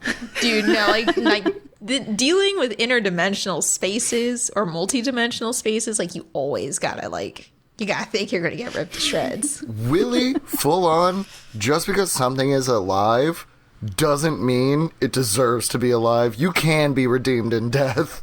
Undead exist. This squirrel, nasty little animal. Oof, that's only an 11 for old Will boy. 14 for me. 18 for Runi. Willy's so mad he can't even act. Oh, right. All right, everybody go ahead and pre-roll your dice for what you're going to do your first turn. And then get back to me when you have pre-rolled so you're ready to go. And always keep one preloaded, and then I'm going to start in a second once I get... And to be clear, we don't see anything, right? Correct. All right. You see leaf litter, and it's kind of like standing in a gray hallway. All right. So the first things are going to happen. At first, all is quiet. Your senses are primed. You're eagerly waiting. There isn't a figure stepping out from the mist, though. No guard dogs baying, run up to you and attack. Why did he say dinner time? Runi, tiny sharp teeth sink into your shin below the brown leaf squirrel bedding. Ouch! Take 29 piercing damage. Oh my goodness, big ouch. What? If he's using starving squirrels... Stella, you're holding Chet, which means you've added another one to the combat. Another enemy. So I'm just going to roll to hit here real quick. Does a 19 actually, hit you, AC? I'm holding with my mage hand. Oh, okay. Yeah, right. but it can be maybe he's 5 feet away, so he can still hit me. Because I was holding him close by, so that whatever happens to me happens to him as well. So, what was the number? Does Mage Hand take concentration? I do not believe it does, but does it? It does not. Okay. All right. Perfect. Yeah, I'm taking Chet out of the combat. Okay. And then, quick point of order, DM. So, was that effect of the biting into Runi, was that roll to hit or was that a save I need to make? Neither. You take 29 piercing damage. Oh, just automatically. Okay. Yeah, good to know. they were rustling around and like rummaging around your feet until one bit you. First one hits. Okay. You wouldn't notice the misses because, yeah. All right. So, did I see Runi getting like bit? so Runi just got bit. Go ahead and react, Runi. 29 piercing damage. Ah! And there's a thing attached to your leg. Oh, what does it look like? I start like shaking my leg. It's under leaf litter. If you want to raise your leg above, like you're raising your knee to your chest, you could see your leg. There's leaf litter up to your knees. Actually, you're really short, almost up to your waist. Oh, wow. Okay. Wow. So it's my turn in the initiative? Yes, but I'm gonna let you react. Like you can look at the thing that bit you, but then there's actually one more in front of you. Oh, wow. If it's too far to reach my leg up, I am just going to cast fly on myself and then fly upwards. Okay. And I want to get clear of the leaf litter, like 10 or 15 feet above it if I can. Okay, yeah, you exit the bubble entirely. You exit the lens and you're out in the sky. What? Oh, wow. Okay. Yeah. I'll go back down to just but inside it's not your turn yet. So again, before your turn, there's one. So unless you have fly prepared as a reaction, I'm just asking how you're reacting to the thing biting you. I see. Sorry, I misunderstood. That's okay. I'm just going to yell and shout, "There's something in the litter! It's biting me!" Excellent. Now the second one is also going to bite. All right. Let's see if it hits you. Does a 19 hit you, Stella? Yes, it does. Okay, go ahead and take 32 piercing damage. And something's attached to your thigh. To my thigh. Yep. You're pretty tall, right? How tall are you? I'm 6 feet tall. Oh, yeah. I'm wearing heels though, so like 6'3". Okay, maybe it's just like your knee. It's biting you in the knee, and it's a chipmunk. And I'm just like, ow, cut it out. Okay, good to know. Oh, actually, wait. Hold on. Never mind. I wouldn't. I didn't say it. It's too late. I already took the damage. Okay. So, yeah. Okay, take that damage. Okay. Next up, it is Rooney's turn. You can do the fly thing if you want. Yes, I would like to do the fly thing now. So I will fly, and I'll go that original 10 feet above the litter pile. Am I outside of the bubble? Yes, you see 2 branches, and there's a chipmunk attached to you. Okay. Is that the end of your turn? I would actually like to ask, so canonically I'm wearing boots and pants and stuff. Can I take off the piece of clothing of whatever it's biting on? So I imagine if it's biting through my boot, can I take off the boot and just let it fall? You can attempt that. There is no mechanical way for you to remove clothing in D&D. It's doffing armor. Doffing armor? Which usually takes multiple rounds depending on how heavy you're wearing it. Well, also, it would be if it's biting hard enough to do damage, its teeth are probably in your foot. So taking your boot off would not maybe help. That's very true. That's fair. I would say the boot is... Yeah, the boot is between you and the chipmunk, if anything. Boot is good here in this situation. I do have means to get them off you guys, though. Okay. So don't stress too hard. Yeah, I don't really have anything to get them off, but I will then go back right into the bubble, but hover above the litter. It's literally a 7-foot tall space, so you can. So I will be at that 7. I will be at that 6'9" or 6'11" inches. Okay, all right, noted. All right, next up, it's another squirrel or chipmunk. Oh, it's going for Runi again. So it climbs up the wall of the narrow hallway and leaps off of it and does a. I would like to cast shield as a reaction. All right, and does a 29 hit you? Gosh, yes, it does. So is this 3 total? Wow. It's 2 on me and then 1 on Stella. Okay, and Runi, take 40 piercing damage. This one's on your neck. Oh my goodness. Keep your face. You guys. Chipmunk flies through the air and bites you in the neck. And I would like to say the mage handheld fat squirrel is cackling.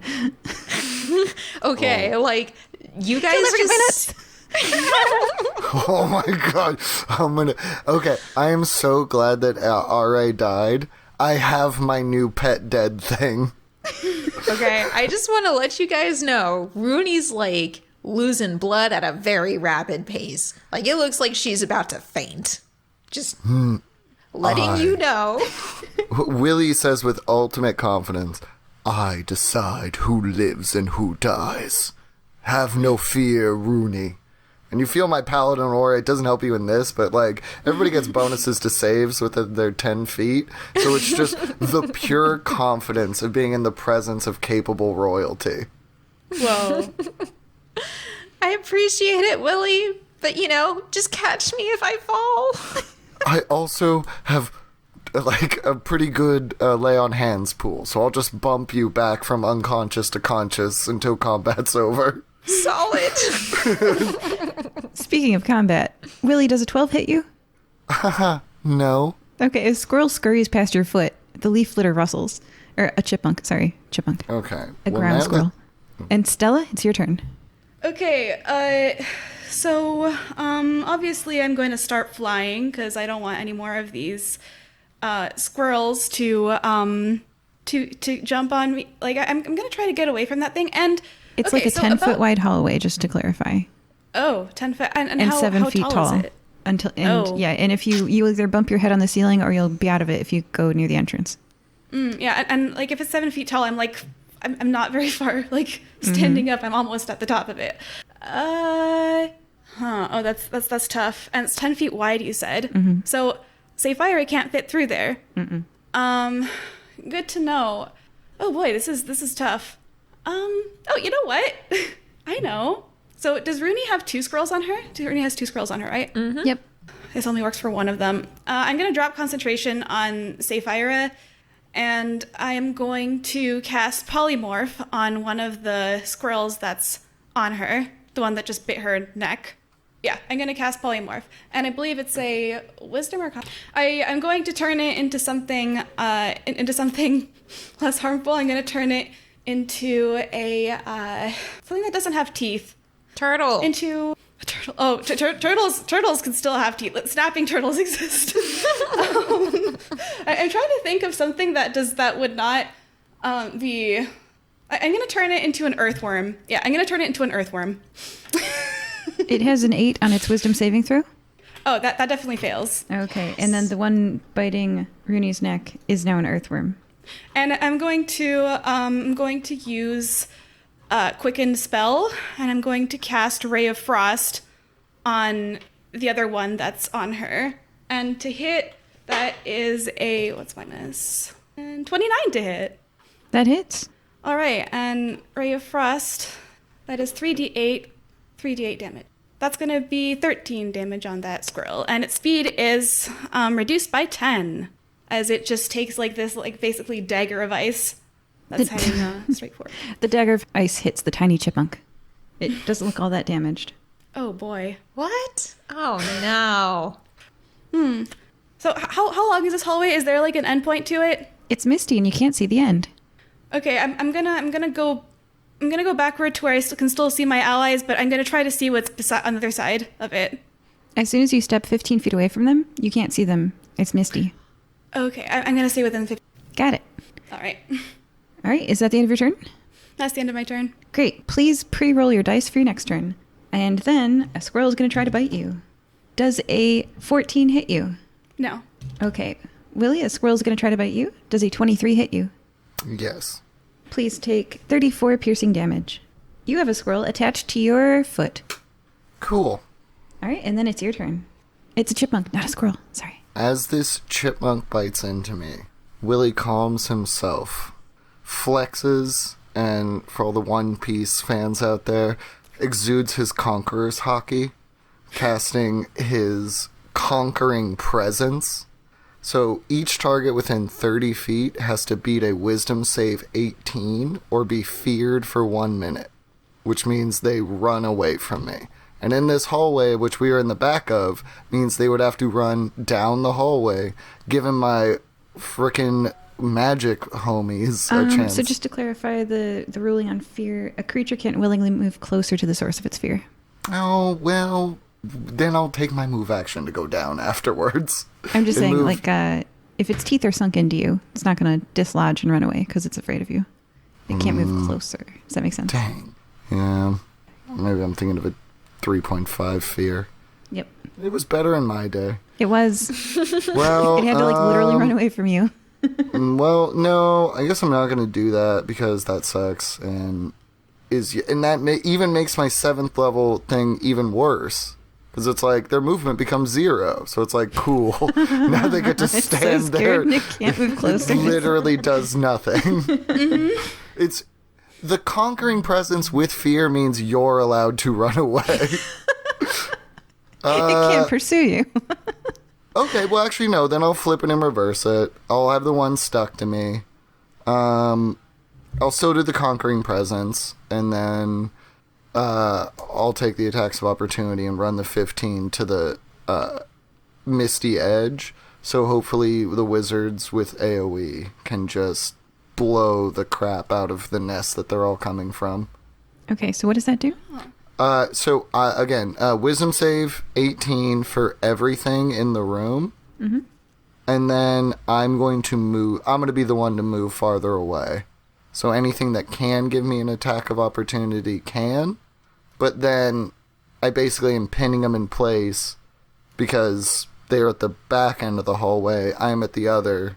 So if everybody comes closer to me, they can't come any closer to us. Instead of making them run, I'm moving so they can't attack. Okay. Every single chipmunk failed the wisdom saving throw. So that means that the one attached to Runi's shin is still on the shin. The worm on Runi's neck is still on her neck. It's really gross. The one attached to Stella is still attached. And the one that's on your foot is still attached. And there are 4 chipmunks that can't get closer to Willy. Okay. And Willy is where? You're moving towards the far end of the I'm hallway? moving right to the edge of the Misty thing because if I go through, people won't be able to see me and it'll mess things up. So I'm getting right to the edge. Barrier. It's just really misty in here. Yeah, Okay. just to clarify. So can I still see if I move deeper into the mist? Because I don't want to take any penalties to attack. Everyone can see 15 feet around them. This mist is filling the room. Yeah. Oh, I okay. moved 15 feet away, away from where we came from, so that I could still see you guys, but I'm moving closer to wherever they're coming from. Yeah, then we're good. I'm going to move my full 30 feet then. Actually, I think it's 40 now because I'm a barbarian. Actually, I think it's still 30. Anyway, I move 30 feet down the hallway so they can't go down the hallway. And then just free action shout, like, blow them up! Blow them up! And, reaction. When I take damage from the squirrel on my leg, That already happened. Don't worry. That was on the squirrel's turn, or chipmunk's turn. Well, okay, Reactions so I just happen on missed your opponent's turn. Yeah. Oh, wow, okay. That's how battle works. Reactions happen on your opponent's turn. I will give it to you this time so that there are no hard feelings between us it's in the okay. I future. don't need pity. Do it this time. I don't want you guys to die. Go ahead, do it I this don't time. want to. My turn ends. Oh my gosh. Okay, remember your reactions when it's done. All right. Is that the end of your turn, Willy? Yeah. All right, so you are 30 feet away from Runi, and the chipmunks can't willingly move closer to you. So that means there are 4 unattached chipmunks that can't move closer to you. One of them was around where Stella is, but not attached. And okay, I'm just pointing out you've made a lot of chipmunks kill Runi, because okay. So at the end of your turn, there are 2 chipmunks, and they can't willingly move closer to you. So they're both going to go for Runi. Hit me. Does a 24 hit you, Runi? Gosh, yes. And does a 19 hit you? Meets it beats. Yep. Okay, so you take first 41 and then 47 piercing damage as 2 more squirrels attach themselves to Runi, which is quite terrible for this battle. I kind of figured they would all attach equally to all of you. This is bad. Okay, then that's the end of the round. So we're going to start DM. What? Yeah? So, all right, do you drop unconscious? I drop unconscious, but 41 and 47 damage is more than my hit point pool. Do we play with more than hit like if you go the negative of your hit points, are you dead? Or is it double your hit points? You're dead. I happen to have this very handy dandy quick rules for death for some reason. I wonder why, no particular reason. So here's these 5e D&D rules tips. Oh, squishy wizard. Squishy wizard. Squishy wizard. Yeah. Very squishy wizard. This is bad. So they're loading. Give it a sec as they load. Handy rules tips. All right, I'm going to read these to you guys. Whenever you start your turn with 0 hit points, you make a death saving throw. Whenever you make a death okay, if you take any damage when you have 0 hit points, falling unconscious. If damage reduces you to 0 hit points and fails to kill you, you fall unconscious. Massive damage. Massive damage can kill you instantly. When damage reduces you to 0 hit points and there is damage remaining, you die if the remaining damage equals or exceeds your hit point maximum. So what's your hit point maximum? 71. I'm very squishy. Okay, so how far below your 0 are you? 86. Well, is it Wait, two how did that separate happen? Because attacks? the first, it's 2 separate attacks. Like, if you're fell lumping the damage as yes. one. No, you're right. Basically, You're right. you need to take like double damage. So if you have like 40 hit points, if you take 80, then you die of massive damage. But Yeah. if you I see. have, you know, Okay, so the- I am unconscious. All right, The so second one, starting melee- off the turn, before the 2 chipmunks came for you, how many hit points did you have? 2. What? Yeah. I have how many 71 hit points do you think total. we have? Yeah. announce that I stuff got so your hit friends with can- 29 and then 40 damage. Okay, So, so hold on. The first one bit you for 41, and then you fell unconscious, right? yes. Okay, Yes. and at that was the point- part I missed. I just took the 2 together. So I'm unconscious with 2 failed death saves. You're at negative 38. No, you're not at 2 failed. Okay. No, you Once are. you drop unconscious, you have advantage against attacks from range, and you've got disadvantage from attacks. So I'm saying this changes the situation because the squirrel was going for you, right? Like Yes. a squirrel was a chipmunk was jumping through the air and trying to bite your neck again, and you plummet to the ground, right? And I'm just saying this affects certain types of attacks. Okay, that's fair. So we'll So rewind you're- that. So you're after the first down. one, I fall unconscious. Yeah, and then And I'm the down. second one may or may not go for you because you Okay. went from standing target threatening because so the question is, do chipmunks love the death blow? That is the question. I think that is up to the DM. That sounds like a DM question.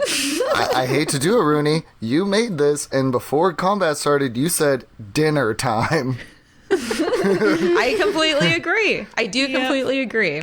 There are still ways to bring people back from the dead, like, and we're level 15. So if we, if we just like, and there's always a chance that there's like a revivify or something like that, or like You guys gentle can repose still or true die, but this resurrection. chipmunk prefers to finish off the threats before it consumes its lovely meal. So because Stella brilliant. is very much a threat, it's going for Stella. Oh, It can't go is for that Willy. the one? So is that the earthworm or the one that or the one that has 10 feet less movement speed? This is the 8th chipmunk. Oh, whoops. It's a new one. Oh, Yeah, that's so right. hold on. I'm seriously got to reconsider this combat because Squishy It's Wizard. wild. Yeah, the second group's gonna have a better time of it. So okay, I so could last question. 3 attacks. I can last like maybe 4 because I think I'm the only one who has like over 100 hit points. You guys Someone haven't, else has 100 hit apart points. from Chipmunk 1, you guys haven't tried to damage these chipmunks at all. So I'm just saying, maybe do that. Okay, so the 8th one's going for Stella. I had a question though. So like Yeah. positioning question. So What? like where are we all? So I ran 15 feet into Yes. the thing away from my compatriots. Is Willy back to where we came from, or is he like farther in? Willy's 30 feet in, farther in than you. So the And- chipmunks cannot move closer to him. So the only one that can come for you now, Stella, is this 8th one that was 15 feet into the room and was gonna move towards Runi and bite her.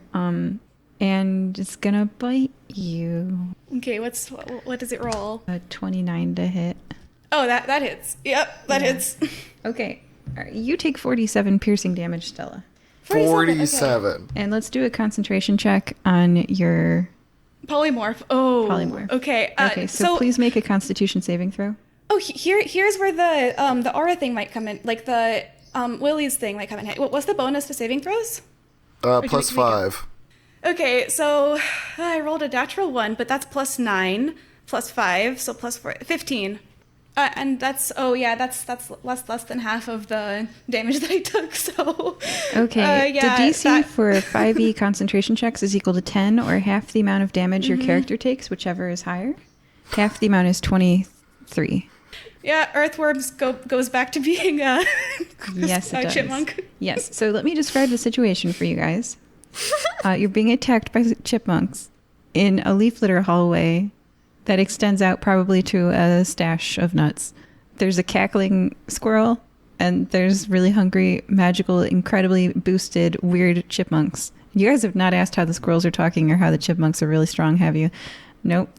We live in a magic world. That is not the question we should be asking. I've seen a lot of stuff. I should have cast a spell that's magic fine. on that whole portal. I just want to say, Runi, When it's you your turn. watch Superman, you don't say, well, I know that's not realistic. He can't deflect bullets. It's okay. Okay, Rudy, it's your turn. Go ahead and make a death saving throw. Ooh, that's a 7. So first That is failed one. first failed death saving throw. All right. Now there's a chipmunk rustling around in the undergrowth. Gonna roll to hit. I doubt a 13 hits anybody. And then, thanks to Willy's fear, there are no attacks on Willy. They cannot get closer to you. And Stella, it is your turn. There are chipmunks rustling around in the undergrowth here. Runi, you can see her above the leaf litter, but just barely. She's passed out. She's right under. She never really came in very far, so she's right under the entrance. And you currently have two chipmunks attached to you, one on your shin and one on, I didn't say where, but there's another chipmunk on you. What do you do? I am gonna do two things because Stella saw her friend, who she considers FBK her family, like the fire breathing kittens, her family, and she gets this massive instinct protect due to her draconic nature whenever something attacks her family. So they hurt Runi badly enough that they just unleash the dragon in her, which was already pretty unleashed due to the wings. So she's gonna like run up to where Willy is, and she is going to do two things because she's gonna use her breath weapon. And she's going to cast an AoE spell. She's going to unleash a whole lot of hell on them. So first off, all right, this is a hallway. You're 15 feet from Runi. I'm doing it Are you away hitting from Runi with the breath weapon? No, I'm going to where Willy is, and I'm casting the breath weapon like away from Runi toward whatever's in there, whatever's in there. Okay. So like yeah, and that will be. It has the squirrels have to make saving throws because it's a save spell. Okay. All right. I'm gonna say all 8 chipmunks have to make Constitution saving throws. One got a 20, and a second one got a 20. All the rest are. A third one got a 20. All right. All the rest are below 15. Okay, so the total damage they take, I'm going to use an Empower point because she's really mad. She's going to make it a 30-foot cone, but instead of 4d6 cold damage, she's going to use an Empower point to add 2d6 extra damage. So that's going to be 6d6, 1, 5, 6, for a total of, I didn't roll that well, 20 damage for those who failed, 10 damage for those who succeeded. All right. The squirrels, I should just tell you, the squirrels started out with 68 hit points. What? Chipmunks. So I have to do math now. How did you think this was going to go? I thought you guys would leave. Okay, yeah, because my DC is 17, so anything that fails, yeah, Okay, like the DC for that thing is 17. What was the fail number? 20 for fail, Okay. 10 for pass. For, yeah, like my next thing is going to be a DC 19. Okay. 3 of them, one of them is at 35 hit points, one of them's at 45, one of them's at 45, and the rest are at 58 hit points each. Good to know. And then I'm going to use sorcery points as well to cast Quicken Spell. I didn't cast a leveled spell, so I can cast level spell. I'm going to cast Prismatic Spray at 8th level. So that is, I'm going to roll a d8 to see what kind of damage type it is, but it's going to be how much? Okay, so 2. And what type of breath did you have? Cold. Okay, so all of the leaves are now super crispity with frost, and they've been blown up on the walls, so you can see the chipmunks really easily, and they can no longer hide, because that breath just blew all those leaves. It's Yeah, like for leaves. anti-vacuum, you know? Leaf blower, yeah. Good to know. So, yeah, it'll be the next prismatic spray. The prismatic spray is going to be acid, but let's see how much for higher levels. Didn't I get? Is it 2D? Like, that's the one part of the spell I don't have, how much I do. So I'm just going to roll while I look that up. Why doesn't it say... Wait, so... Oh, actually, I'm going to cast it at 7th level, because nothing happens if I cast it at 8th level. And I'm going to, in fact... each creature must make a dexterity saving throw, and for each target, I determine a d8 to determine what color ray affects it. But for simplicity's sake, I'm just going to roll damage once. That's 10d6 damage. Okay, 2, 8, 11, 11, 10, natural 20, 13, 15. Okay, so probably 2 passes-ish for dexterity saving throw. Okay, and, like, can we just say that they take, like, they just each take different kinds of damage? Yeah, the squirrels have no sorry. The chipmunks have no damage reduction, so the type of damage doesn't really matter. They're just chipmunks. For sure. And just chipmunks. All right, and the ones that failed took 45 points of damage. Holy cow. Okay, one of them is very dead. All right, so the chipmunk that was on your shin, it's gone because it was the closest to you. So let me cross that one off. Mm-hmm. Okay. And then how much damage? 45. 45. So, 2, 3. Describe what it looks like as one of the squirrels is left at 13. And what's the fail condition? The fail condition takes full damage, but takes half damage on a successful one. Okay, got it. So, and how much is half damage? It's 22. Yeah. Okay, so we've got 3 of the squirrels are at 36. So we've got 3 36 squirrels and 2... What was the full damage amount? 45. So some of them are dead, right? Yeah, okay, all right. So 2 of the squirrels are at 13 hit points, 3 of the squirrels are at 36 hit points, and the rest of them are dead. Describe what it looks like. So basically, what you see, Willy, is you just see her dragon horns grow. She just flares her wings as she just steps right in front of you. And first, she unleashes a hailstorm of cold. And then because of her unstable hybrid nature, the cold turns into these rays of multicolored things. So she just has this rainbow breath going on and she is mad. Oh. And squirrels are just getting acid breath to death, getting burned, getting cold, getting poisoned, getting lightning blasted. Chipmunk explosion of fur. Oh, baby. Oh, baby. Okay. Because she just did 16d6 worth of damage. Yeah. Yeah. Is that the end of your turn, Stella? Yeah, that will be the end of my turn. All right. And Willy, there's one on your foot. It's going to bite you again. Take 23 piercing damage. Don't be down. Don't be down. Huh? I'm trying to bolster Stella so that didn't make her go down. No, that was you, Willy. Oh, me? Oh, Yeah. I'm fine. Whatever. He sucks. And then it's your turn. So with So you this... took 23 piercing damage just now?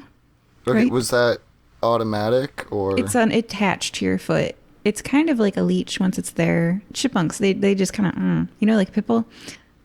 So yeah. Yeah. Okay. Yep. So it's on your foot. Your foot hurts real bad, and you took 23 piercing damage, and it's your turn. There are only 5 chipmunks left. 2 of them look very bad, and 3 of them are at 36 health. What do you do? Oh, and they can't get closer to you or Stella, so the question is, do they finish off Runi, really? Because they... Yeah, no, I'm going to Runi. And go ahead and try to attack of opportunity me. So the chipmunks can't attack of opportunity you because they're latched onto people. Okay. So their teeth are their weapon. They are not capable of attacks of opportunity, but they also don't have to make to-hit rolls. Does that make sense? So once they're on you. Yes. Does it make sense in a greater scheme? No. But It's a chipmunk on your foot, and it's like, "Arr." yeah, you still got to bite through a boot. It hurts. Yeah, it's cool. It hurts. Whatever. I'm more worried about the I go rabies to I'll get Runi. afterwards. You should all get your booster. First of all, dead. Second of all, paladin, immune to disease. So I just, with this thing attached, clomp my way over these things too afraid of me. And I'm going to dump. They do so much damage. I'm just going to put 1 point. Well, what's turn order? Does Runi go next? Yeah, Rooney's about to go next. There's no living squirrels between you and Rooney. Okay, chipmunks. but she has Great. better spell. She can do magic missile, I know, because she readied it earlier. And that can attack multiple targets. So I'm just going to put a conservative 1 point into Rudy to bring her back, Rooney to bring her back up, and go, kill them all. Okay, so you moved and you healed for 1. Is your turn? Just to bring her up, because if I heal her for 20 and then she takes 40, that's a waste of my healing pool. All I need to do is bring her up once so she can cast a spell, then go back down, and then I'll bring her up next turn. Her spells are better. I'm single target. I can't do anything against a group. Okay. Rooney, you're awake. There are chipmunks at the other end of the room that can't move closer to you now, and you see that Willy's like frightening them away so that your body is not consumed like a cat lady who died. I'm hissing at them. And so is Stella. She's also hissing. Just 2 hissing monsters circling your body. And we're the good guys. The chipmunks are now swarming towards Stella, and you see that they're going to go for her next time. There's also, I think, 2 attached to Stella. No, it died. Wow. Mm-hmm. Yep. Okay. Yeah. So, having just come back from who knows what kind of experience she had I being know. unconscious, Rooney pops up, looks at Willy standing above her in just like his full regalia, and she just says, "Oh, they're gonna pay." And she's going to cast Magic Missile, which are auto hits at 8th level.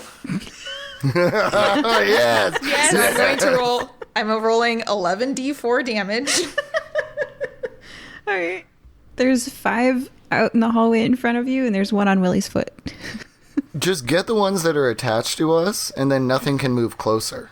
Yeah. So I will do that. Sorry, I was And then using we'll an app, and I was like, I have no idea like how it's rolling the die, but I have the damage now. So how many are attached? 1 on Really? Willy's foot. 1 on Willy's foot, and none on me or Stella. Stella kind of, if you look around, the leaves are frosted to the walls now. Oh, Yeah, and there's like there's like fire scorches, lightning, just you name it. Like squirrels that are exploded, squirrels that are burnt to a crisp, like acid melted ones, just like squirrel skeletons. There's just like this carnage in front of Stella. Yep. There's some stripes, but nothing else. Striped Okay. fur. So if there is 1 squirrel left, There are currently five chipmunks left. 1 chipmunk attached left. Yeah. Okay, so I rolled But there's 24. 2 in between you and Stella, just to let you know. Okay, so I will split this damage between 3. So it was 24 total. So divide that by 3. That's going to be about. I will say 8. 2 of the 1 on Willy's foot has 13 hit points. I'm going to split it between 2 then. We'll make it easy. So that's 12, but they also get like additional +1 per shot. So that's going to be 16. That should be 16 to both the one attached to Willy and the one attached, like just in between me and Stella. The one that looks Yeah. the most fried. Oh, yeah. The one attached to Willy's boot gets a magic missile and goes, eh! Oh, it's not just 1 DM. There are 4 magic missiles. 4 or 5 going Okay, on that sound thing. repeated 4 times. Yes. And then Willy, you feel the pressure go release on your foot and the blood starts to flow. No, it doesn't. Oh, you don't have blood? I have blood, it just doesn't move. Oh, no. Okay, you feel the pressure release off of your foot. I leak. I don't bleed. Oh, man. All right. Yeah. Okay. Is And that the end then of... yeah, just to end my turn, I'm going to go and just like start hobbling over as far as I can. I'll stick with Willy. Everyone with stack Willy. on me. That Okay. way they can't get closer. I'm sticking with Willy then. I will just go and just like hang on to his cloak. And like I'm still wearing the cloak that like Stella gave me. I've like modeled out it after Willy's now. I'm just like copying that full like vengeful look. I'm so angry. Yeah. Yes. Willy is just like his cloak has enveloped their cloak, and like together, just the whole back half of this hallway is roiling and then like smoke. and then just Stella's wings going over all of them. Oh, Chet Chitternut, you frickin' idiot. Chet's looking a little worried right now. Yeah, no, he's going to be real worried when I command his butt to grovel. And then guess how that ends up? We're eating chipmunk or squirrel. I'm angry. I'm hitting the mic. All right, is that the end of your turn, Runi? That is the end of my turn. There are 2 chipmunks in between your turn and Stella's turn, and one of them used to be a worm on your neck. I think. Did that one die? I don't remember. And they're definitely not attached anymore. Stella blew them off. All right, so they have nowhere else to go except towards Stella. So since you're 15 feet into this and Runi and Willy are standing beneath the opening, that's the only place they can. So the first one rolls a 20 to hit, and the second one rolls shield. a 16 to hit. Do those hit you? The 20 would have hit if I didn't cast shield, but I cast shield. And like the shield is essentially like it tries to, but it just cannot. Like it essentially like mentally stops because it realizes I want to do this, kind of like it wants to, but then it's just like hold on. Like for flavor effect, it's just like hesitation. But yeah, shield, none of them hit. Great. It is your turn. There are currently 3 surviving chipmunks, and they're circling around you. 3. Okay, I am going to cast. I'm going to say, I'm going to like, actually, I'm going to bring Chet right in front of me. I'm just going to say, like, her teeth are just like full, like fangs going on. She's just like grinning evilly because she just unleashed so much distractions. She's just like, call them off or else. She's just going to try to, she's going to attempt to intimidate him. She's going to use action to attempt to intimidate, like, call them off or else. Yeah, you did like explode his chipmunks with a ray of a prismatic ray, and then do an intimidation roll with advantage. The tide's going out for him right now. So yeah, I rolled a 5 and then a 10, and then plus 6 for intimidation, 16. Okay, he's gonna roll. Okay, he has is it int or wisdom for intimidation? Wisdom. Charisma. It's He has a negative 1. All right, so that's a 13. And what was yours? 16. Okay, you succeed. You've intimidated Chet. His teeth start chittering as he shivers in fear. And he goes, chipmunks, stop, chipmunks, stop. And the chipmunks halt, and they stop circling you, and they look up at Chet obediently. And I'm going to look at Chet, like still holding him in the mage hand, which now has like dragon claws and doesn't do any actual damage, but like it hurts. It's like pinching into the back of his neck. And she's just like, "Are there any more? Tell me now." Nope, these were all my chipmunks. Good. Okay. Cool. Now we can talk. And then she becomes like normal elf lady because her skin had like turned into scales. So then now like her skin turns back to skin, and she's just like. Now we can talk. Willy looks at Runi and shakes his head and begins moving towards the chipmunks. She's moving right along with him, No. like trying to match the pace because you're like so much taller than her. Just because he pointed his gun at the floor doesn't mean he still has a gun or doesn't have a gun. I just very grim demeanor go, Stella, don't let him speak. And then I guess I will sort of hold, like not immediately get aggressive, but I guess trying to break initiative so I can cast the spell for free and then go back into initiative. I want to summon Shadow Spawn. How long does that take? 1 action. I mean, you could just do that on your turn because you're after Stella. Okay, I just don't want him to be like, attack, immediately. Oh, I'll just tell you as the DM I honor your intimidation roll. Cool. Well then I will honor your honor. And I guess me, Runi, and my Shadow Spawn will just square up to each of these chipmunks. And it's like, it's on if anything goes bad. Okay. Yeah. And still, if you can wrap this up in like 40 seconds, my Shadow Spawn get advantage because they're still feared, so I'll do that one in message. Oh, right. Yeah, good point. Well, I mean, I'll roll to see if I get my breath weapon back because I can do that due to my feat, improve breath weapon on the start of my next turn. Yeah. Is that the end of your turn, Willy? Yeah, I guess my action would just be summoning the Shadow Spawn. But and then move action to where we're both in melee with the chipmunks. Yeah. And if they're still feared, they can't move closer and attack Stella. Runi just don't get hit. Actually, I will pass Runi, like an item interaction, a medal that I hang around my neck. All right. As a reaction, it can give you +5 to AC. Oh and my then it's god. burnt. It's a one-use item. Okay. And, yeah. Medal of the Horizon back. Shout out to Matt Mercer. Just in case one attacks you, you're not going down again. Thank you. Thank you. All right. And then Runi, it's your turn. Okay, so the plan is we're just squaring off against these chipmunks, or are we like killing them? If Stella can't make the deal, we're taking out the teeth of this operation. Gotcha. Then I will prepare a scorching ray. All right. Is that the end of your turn? Yes. And what is the trigger for your prepared action? If Chet commands the attack or something, All right. then I will just let off the scorching ray at the one that I'm facing off against. Great. Stella, it's your turn. Okay, so we've stopped combat, so we can make some kind of deal with them. I forget what we were trying to do though. So okay, I'm just going to say it's us versus you guys. If you want to survive, you will lead us to where the nuts are right now, or else you don't know how many times you are going to get blasted in and out of this plane and the next afterlife. You are where the nuts are. Huh? She just literally goes, huh? You've already fought to get in. You might as well just keep walking. So they're in there then. Okay, good to know. So Stella's gonna look at Runi and say, "So, Runi, you're the one who got the most hurt by this.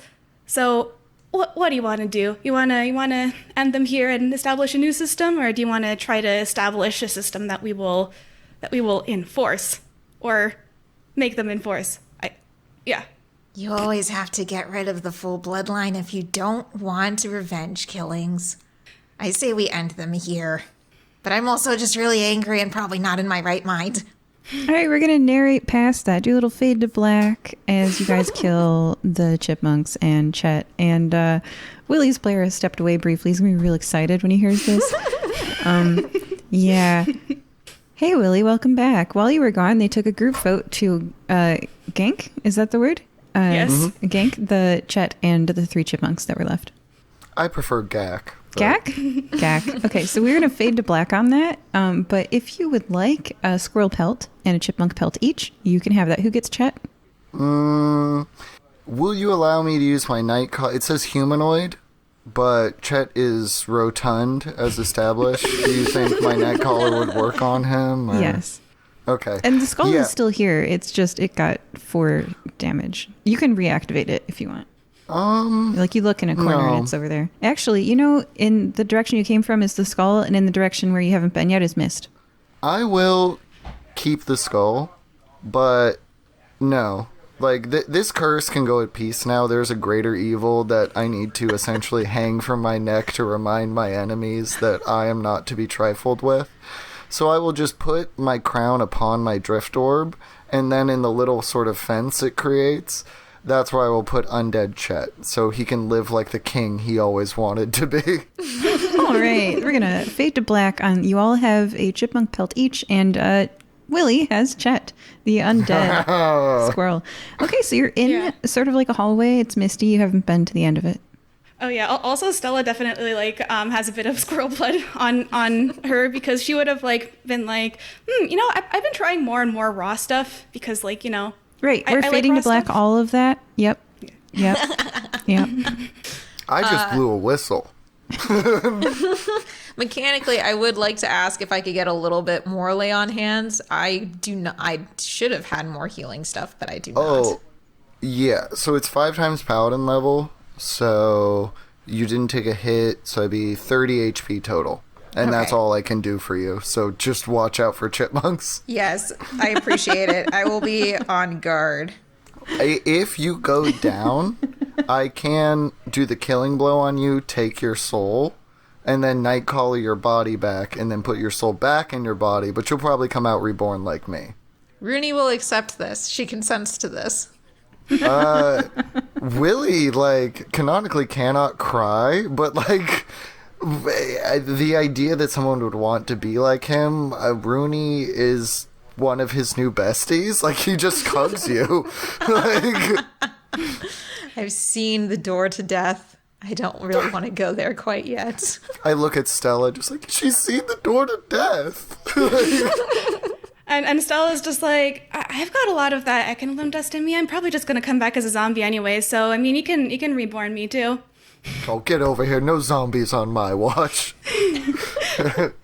And by the way, I have like how many hit points? I have like still 60, 70 something left because like I have 137 as my max. Wow. I took Alright. 69. Well, I take off my armor and give it to you. But no, we have to figure out we gotta figure out this hallway.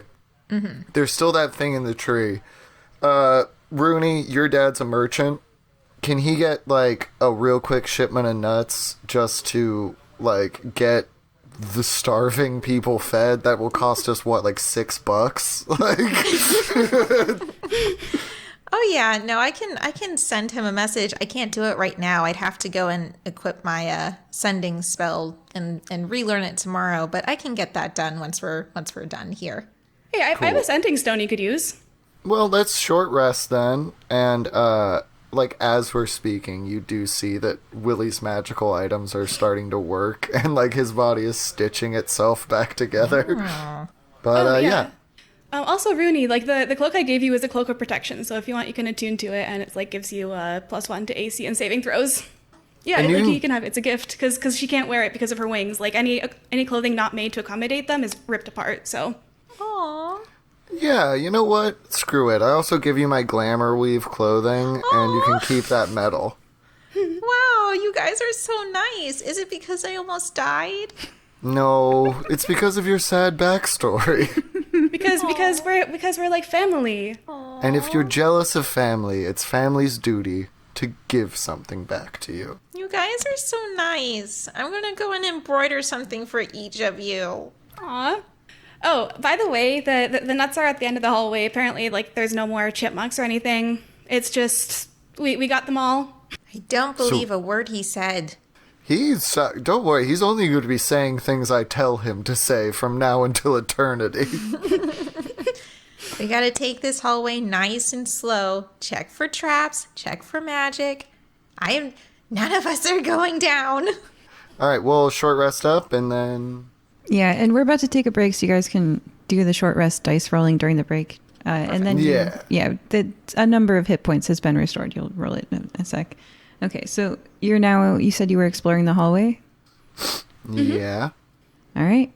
The chipmunks defeated, and Chet, you are now free to explore this space. The room extends further, reminding you of an observation trench, a hunting blind. Do you walk further in? Yes. Crunch, crunch, go the leaves underfoot. Crunch, crunch. You keep walking. Crunch, crunch. Then you step on something round and it kind of hurts your foot. Piled up in mounds, there are nuts under the leaves on this end. The far wall is now visible. You've reached the end. But there aren't all that many nuts here. Definitely not enough to make all those other squirrels as fat as Chet was. And then you guys said you're resolving that with ordering squirrel food. I mean, we'll still poke around a little, you know. Yep. Yeah. We gotta wait for the text back. Well, you can't have eaten that much to be... Like, maybe there's a secret stash. You would say that the chipmunks had to eat something. Well, I mean, it seems like there's a terrible wizard behind all of this. And thus concludes part 1 of this adventure. Joining us for part 1 were the very alive Runi, I don't know how to feel about things right now. the not alive Willy, She doesn't know how to feel about things right now. and Stella. Stella gives you wings. I'm your girl for killing squirrels and chipmunks and also intimidating them by like by flying up in the air. It's fun. My brother was onto something. Bye. Bye. We hope that you're enjoying this episode of the Fire Breathing Kittens podcast. This episode's shout out is from Z4M98, who says, quote, "Youth around the world struggle with unreported mental health conditions. Ancano, A-N-C-A-N-O, by the way, listeners, I'm not sure I could convey that.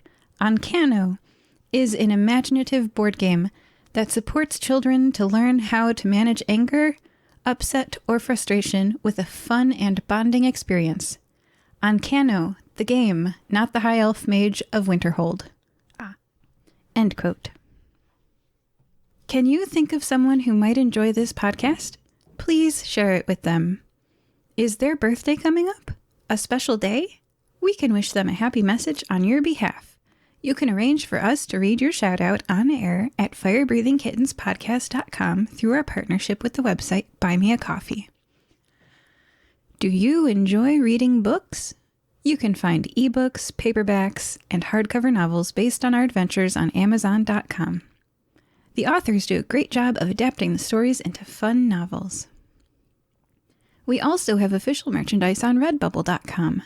Imagine owning a notebook with the Fire Breathing Kittens logo on the front, or a t-shirt with one of your favorite characters.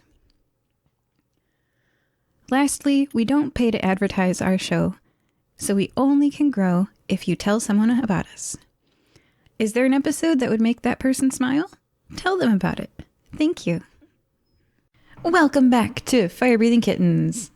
I'm just going to have everybody roll a dice. Everybody go ahead and roll a dice. 8.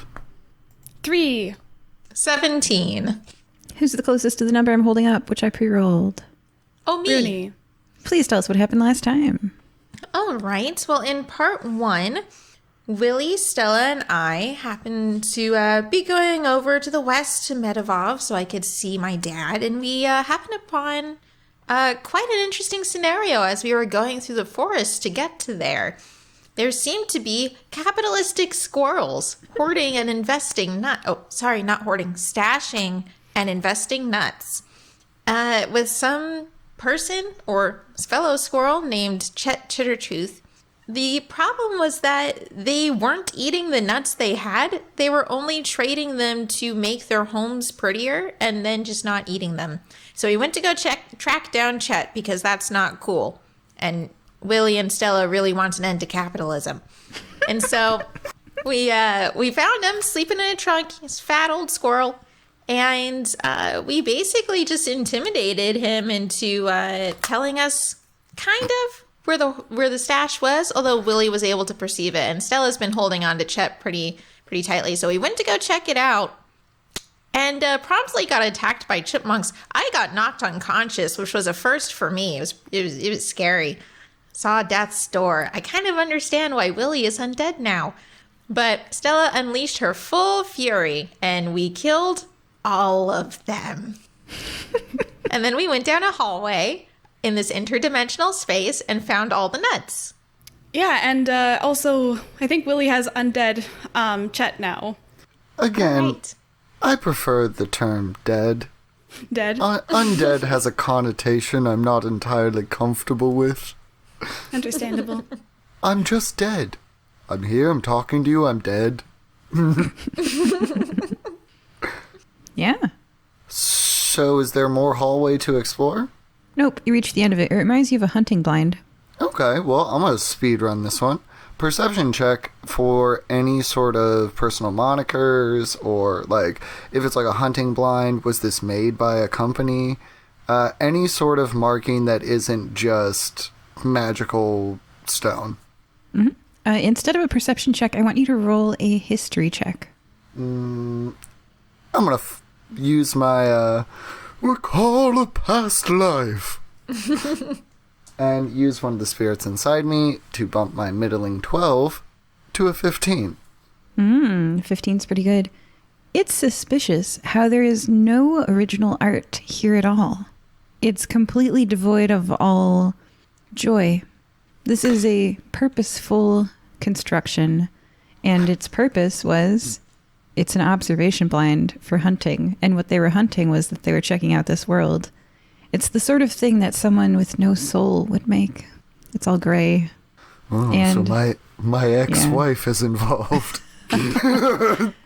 But like you would say, someone with your normal amount of artistic ability would have decorated this. They would have scribbled on the wall. They would have designed it prettily. They would have done something other than function. This is suspiciously not creative. Like someone who was incapable of creating their own art and had to steal it from others made this. Okay, does this ring of, like, does Stella put the connection together? that Sorry, I'm Willy thinking did. of? It's made by the Ekenblum. Well, You got a 15. okay, we'll put it like this. As he's like, he like licks his thumb and like edges it along a wall. He like looks back at his party and goes, perfectly straight. No one with any sort of fire within them would create something so banal. And boring. It's almost as if it's all function and no form. Ekelblim! And he punches a wall. How are they so pretty, yet they make things, like, so boring and lackluster as this? I don't get it. It doesn't really make sense for me. You really think they're pretty? They're Have you bug ever people. had an interesting sandwich, Stella? What? Like a good meal. And you think, oh, I want to eat that every day of my life. But after the 18th time, that original luster isn't there anymore. It's still equally as beautiful, but to you, it becomes something less than. Beauty erodes over time. And without time flowing, you merely have, and he like puts both of his hands on the wall super dramatically, does a big wide full extension, pulls him up his hips. Erosion. Stella just, like, ponders this.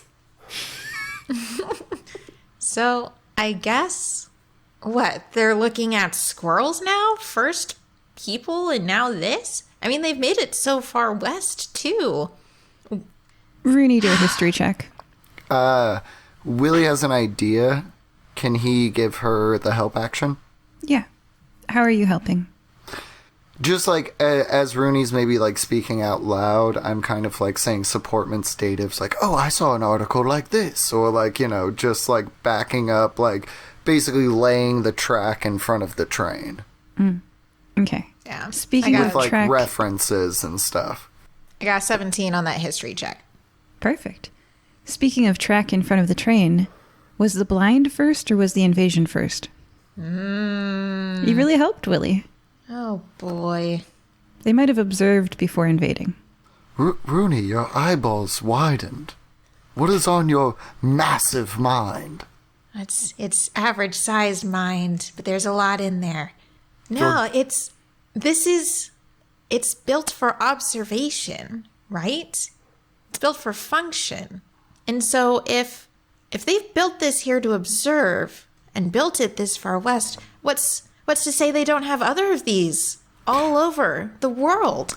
Willy That goes they've into been watching us for who knows how long before they plan to do this. How long has this been going on? Willy goes into a full panic thinking about that winged humanoid roughly creature they saw before and like starts scrambling down the hall. Like wordless. I'm going to cast, this might not work, DM, it's up to you, but I'd like to cast Detect Magic again to see if there's, like, any magical residue from the Ekenblum. Like, even if it's really old, and again, it's up to you, this is kind of more of, like, your call, because I don't think this is what Detect Magic was really written for. But if there's anything of, like, Ekenblum trail, or even just, like, a magical sense. Could I argue cast it at a higher spell slot? Yeah, I'd be happy to cast it at a higher spell slot, too. Sure, bump it up by 1. Okay.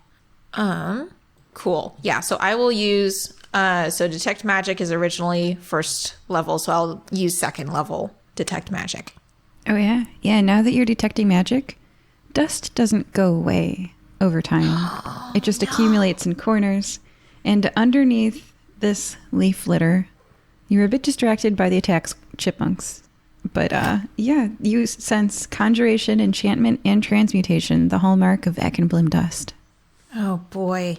Okay, so this lasts for up to 10 minutes. So I'd like to go just like back out into the forest. I know it's only like a 30-foot range, but anything that I can find in the canopy that might lead to a trail or a hint or something. You're searching and you're feeling and you're sensing around, and as the spell fades over time, you know that beneath you there is more magic. The dust has settled to the bottom. I'm just gonna go out where my companions are. Gonna follow what they're doing. Willy has gotten through the portal, is on the leaves now. He needs to shed weight, so he is less than 100 pounds. So his Crashing dope through. armor is also cast off. So as an action, I like quickly drop my cloak, scale mail, and I'm just shirtless, covered in these like deeply like beautiful swirling. He's turned like what was once graffiti into like a full graffiti mural on his body, like combining like life and death and everything. And he goes, "Margaret!" and hops onto which is weightless. So I feel like Willy, even with his muscle and stuff, is roughly 100 pounds. And with her climb speed, double action is crashing through the forest canopy down towards the floor. Yeah. Shirtless and rad. Sword in the air. Stella, I don't know if you're going to be summoning your dragon again, but if not, I can cast fly and get myself down. Oh right, where's Lenny? I gotta summon Sapphira. Yeah, okay.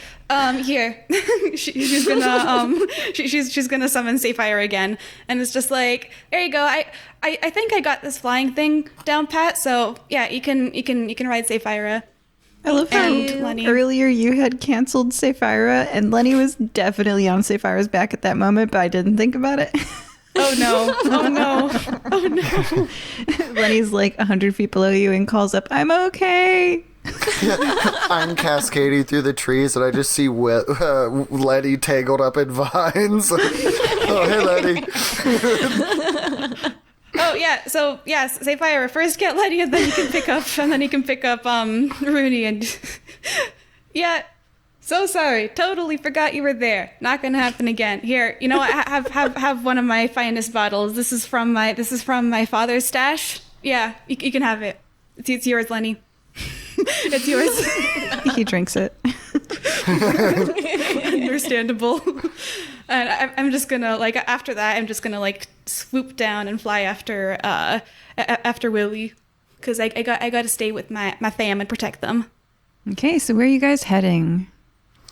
I think down directly to the forest floor, unless there is a magical, like unless there's like a magical ping down on the second to lowest floor.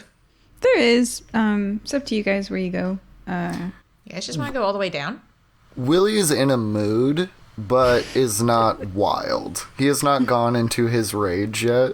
And by the way, he has dropped his AC like 4 points and doesn't have his Horizon back medal anymore.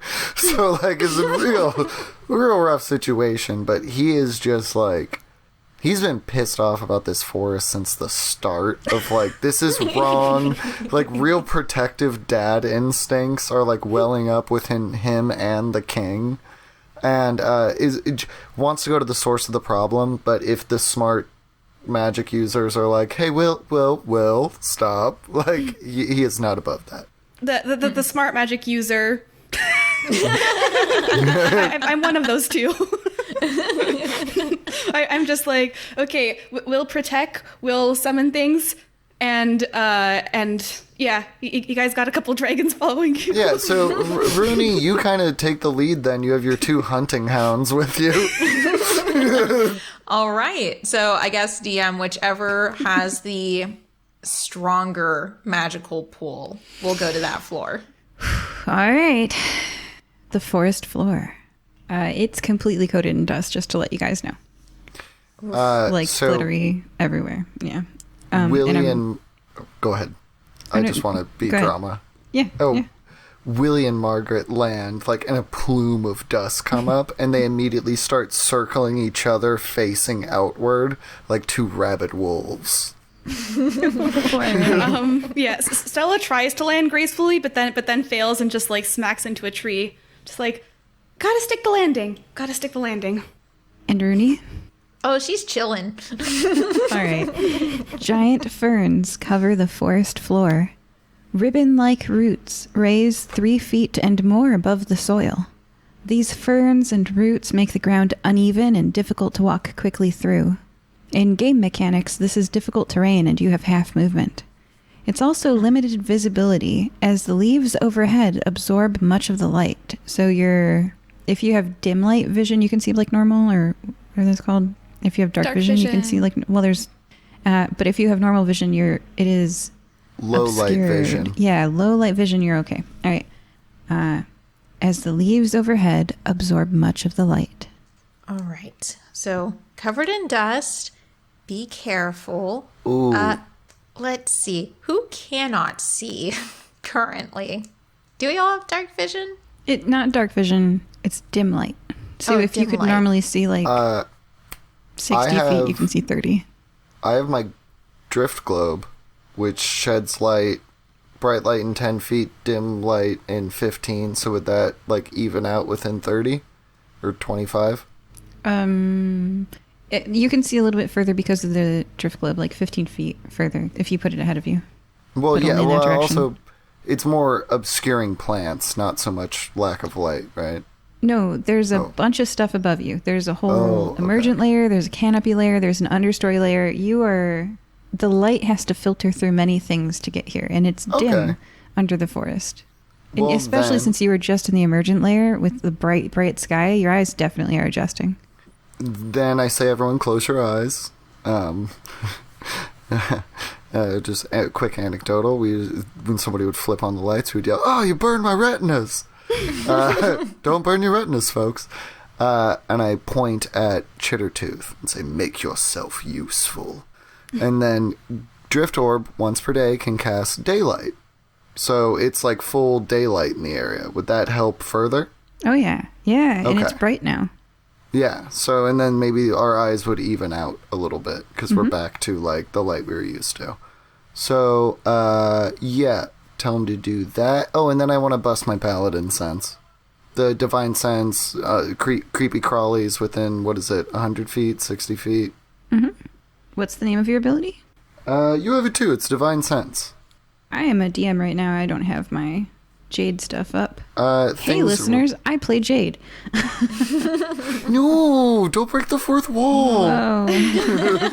Divine Sense, and it is 60 feet. There you go. Okay, Then, so until the end of your turn, you know the location of any celestial fiend or undead within 60 feet of you that is not behind total cover. So you detect nothing with that. we're okay for now, I say to my friends. Let me try something real quick too, and I will bust out the wand of enemy detection and activate that. All right, what's its range? 60 feet, and the only creature it senses are those hostile to me. Okay. It There's says nothing if it's within 60 feet that's hostile. Okay, great. Willie's right. We're safe for now. For now. I use thaumaturgy to make her voice echo.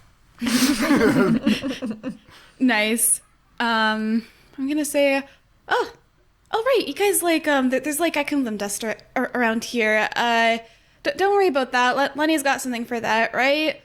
And like, yeah, he has like a wand of like collecting echinlim dust, like a rod. I'm just like, I can't carry it because it burns me, but like if you guys need to be like cleansed of echinlim dust, he's got it. Okay, so we know an Ekablim is here. Dust settles at the lowest level, so the most dangerous monster is probably down here. Maybe. Wait a second. Willie, didn't you and I see that thing in the sky with the big wings earlier? That's what I'm saying, maybe we're at the wrong area. Yeah. Wait, what? Yeah, like why would an Ekablim hang out at the bottom? Yeah. All right, stop overthinking. Ready? I was waiting for a silence, but I'll just interrupt you. Okay, interruption. Okay, well, as you see, we start to panic. What happens? What's everybody's passive perceptions? 15. 10. Actually, wait, 15. Let me just double check. The question is it 15 or not? 16. Yeah, above 15. Okay, all of you here. Tick, tick, tick, tick, tick, tick, tick, tick, tick. Oh, that Paper guy wrestling? again? What? Oh, no. Tick, tick, tick, tick, tick. Paper wrestling? No. Tick, tick, tick, tick, tick. I look around for the source of the noise. Me too. Commanding my drift globe to get closer, scanning the area like a spotlight. Giant ferns, raised ribbon-like roots, darkness in the distance. Tick, tick, tick, tick, tick, tick, tick. It's like that wheel that you spin that goes around and lands on a prize. Whatever it is, it's louder now.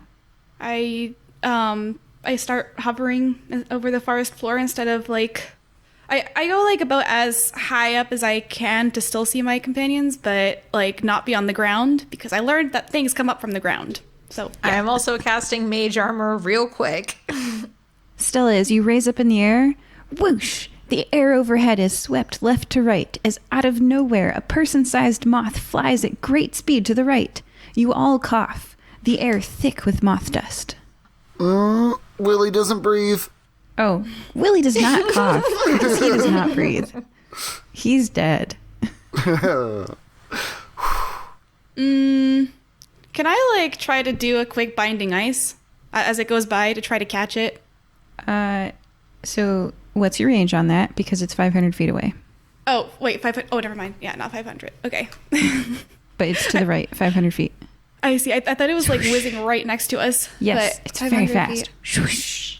Okay, I'm going to like point and say, guys, there's one over there. One of the Deck and Blim moth people. She's gonna point to it. Oh, you were all aware. Oh, Runi, how do you react? I'm actually going to cast mirror image on myself. Hell yeah. And then I'm going to start shouting, actually, and be like, hey, you missed us. We're over here.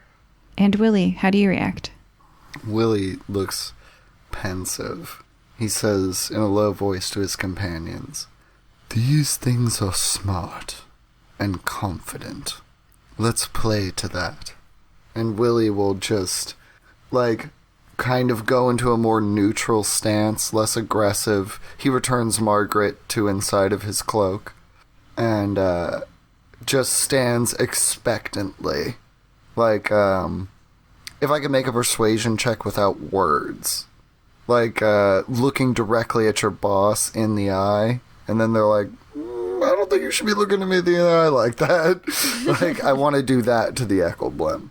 Oh, it's moved past you. It's 500 feet away. It was like swooshing through the forest floor layer and is moving, heading to the right. So it's 500 feet away from you already. Like that was its I don't want movement. to chase it. We can't move that fast. Mm-hmm. Which is why I shouted out, maybe we can draw it back to us. And as you all have reacted, it goes tick, tick, tick, tick, tick, tick, tick. And those are the flaps of its wings as it moves on, off to the right. I don't have any spells that go that range. Yeah, I there's don't know. nothing. 500 is rough. Yeah, why don't and- we just try to follow the trail itself? Like, let's just go try and follow it. Maybe it's going somewhere, Yeah, good idea. but be on guard. I pull my sword out halfway from my chest. Actually, this spell. Yeah, I and then have teleport. Oh. I have teleport. So, like, I mean, is it a one trajectory? Like, can we see where it is go? Is it like going straight? Like You cannot straight see away? it. It has moved at this point 1,000 All right. 500 feet. Then yeah, teleport's not going to work. Mount up. Let's just start heading that direction. Yeah, I think Sapphira can fly at 120 feet per round if she's like using her dash action because her flight speed's 60. So Margaret is half of that, but if they can use their climb speed to avoid difficult terrain. Sure. Okay, then I can move 60 feet around. yeah, if I'm dashing like dash flying, I can do 60 feet around. Sapphira can do 120. Sapphira's the fastest. So like yeah, she can't carry all of us though. So I'm just gonna fly. Yeah, go scout. See what they're doing. Okay. So we have not got enough time for me to do the full thing. So I will say that all of you are moving to the right. We're following. Yeah. Okay. You fight your way through the thick shrubs and raised roots blocking your pursuit. The ferns whip at your arms and face, and you're not even sure you can see the Ekemblem anymore, lost to the dimness. One more step, running, or flying. You all burst into a clearing of open space. You are not alone. Dead eyes raise and meet yours. Unnaturally collected in a group, a rotting monkey, giant salamander, quail, musk deer, and green tree snake meet your gaze with their milky orbs. Everybody roll initiative. No. What? Can we just immediately flee? Like, literally Pokemon battle style, like. Just like, nope. You absolutely can. If you all want to be like, puts Fern back. As soon as Willy is technically a barbarian, like king of all creation, big nut warrior. No, let's just not do this. My players are maximally creeped out. They do not want to fight the why are they hanging out with one another weird animal mixture. We couldn't handle chipmunks, DM. Okay, so can I narrate a little bit? You can narrate as much as you want as long as I don't have to fight a monitor lizard. Okay, how much noise are you all making? I mean, we have like flying dragon things as much as they would make when they fly. I mean, I don't think we're trying to be quiet. No, we're not making active mouth noises, but we are animals moving quickly through brush. Yeah, you are. Okay, so you are like, nope, and you put the fern back, and those animals are going to pursue you, but you guys are faster than zombies, just a heads up. You're faster than zombies. They don't move so good because their bodies are dead, but not like really. My power is infinite. And you are like, the ferns whip at your arms and face. You're getting out of there as quickly as you can. You take a leaf to the side of your face. You take a branch to the head. Everybody go ahead and lose 10 hit points because you just got out of there, regardless of what it took. You are gone.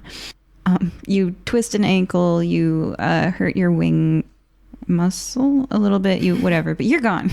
You are like ripping through branches. Can we do one of those things where one branch hits the one in the front first and then it whips back, hits the second one, then hits the third one? Yes. It was just one bad branch. Yeah. The last person gets a black eye and the first one's like, whoops.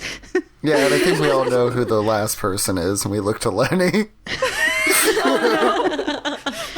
Right. Oh, but he's like a commoner. Actually, never mind. He's not a commoner. He has like hit points. He has like 50 or something. How do you think he's going to level up? True. Right. He's got to take the damage, get those scars, NPCs level not through experience, but through damage taken. It's true.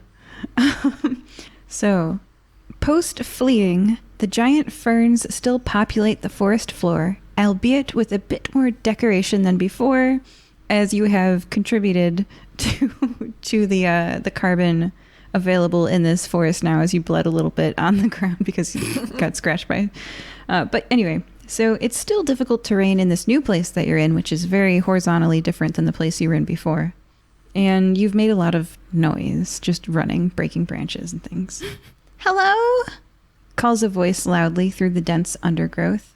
I look at my friends like, I don't know, guys.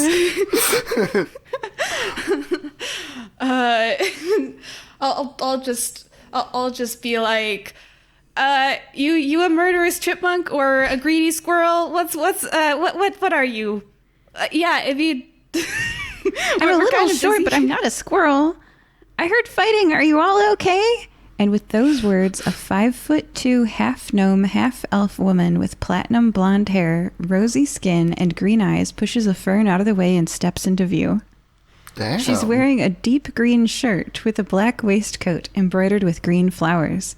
She's also wearing black pants, calf-high boots, and a short black cloak. Bruh. Does anybody need healing?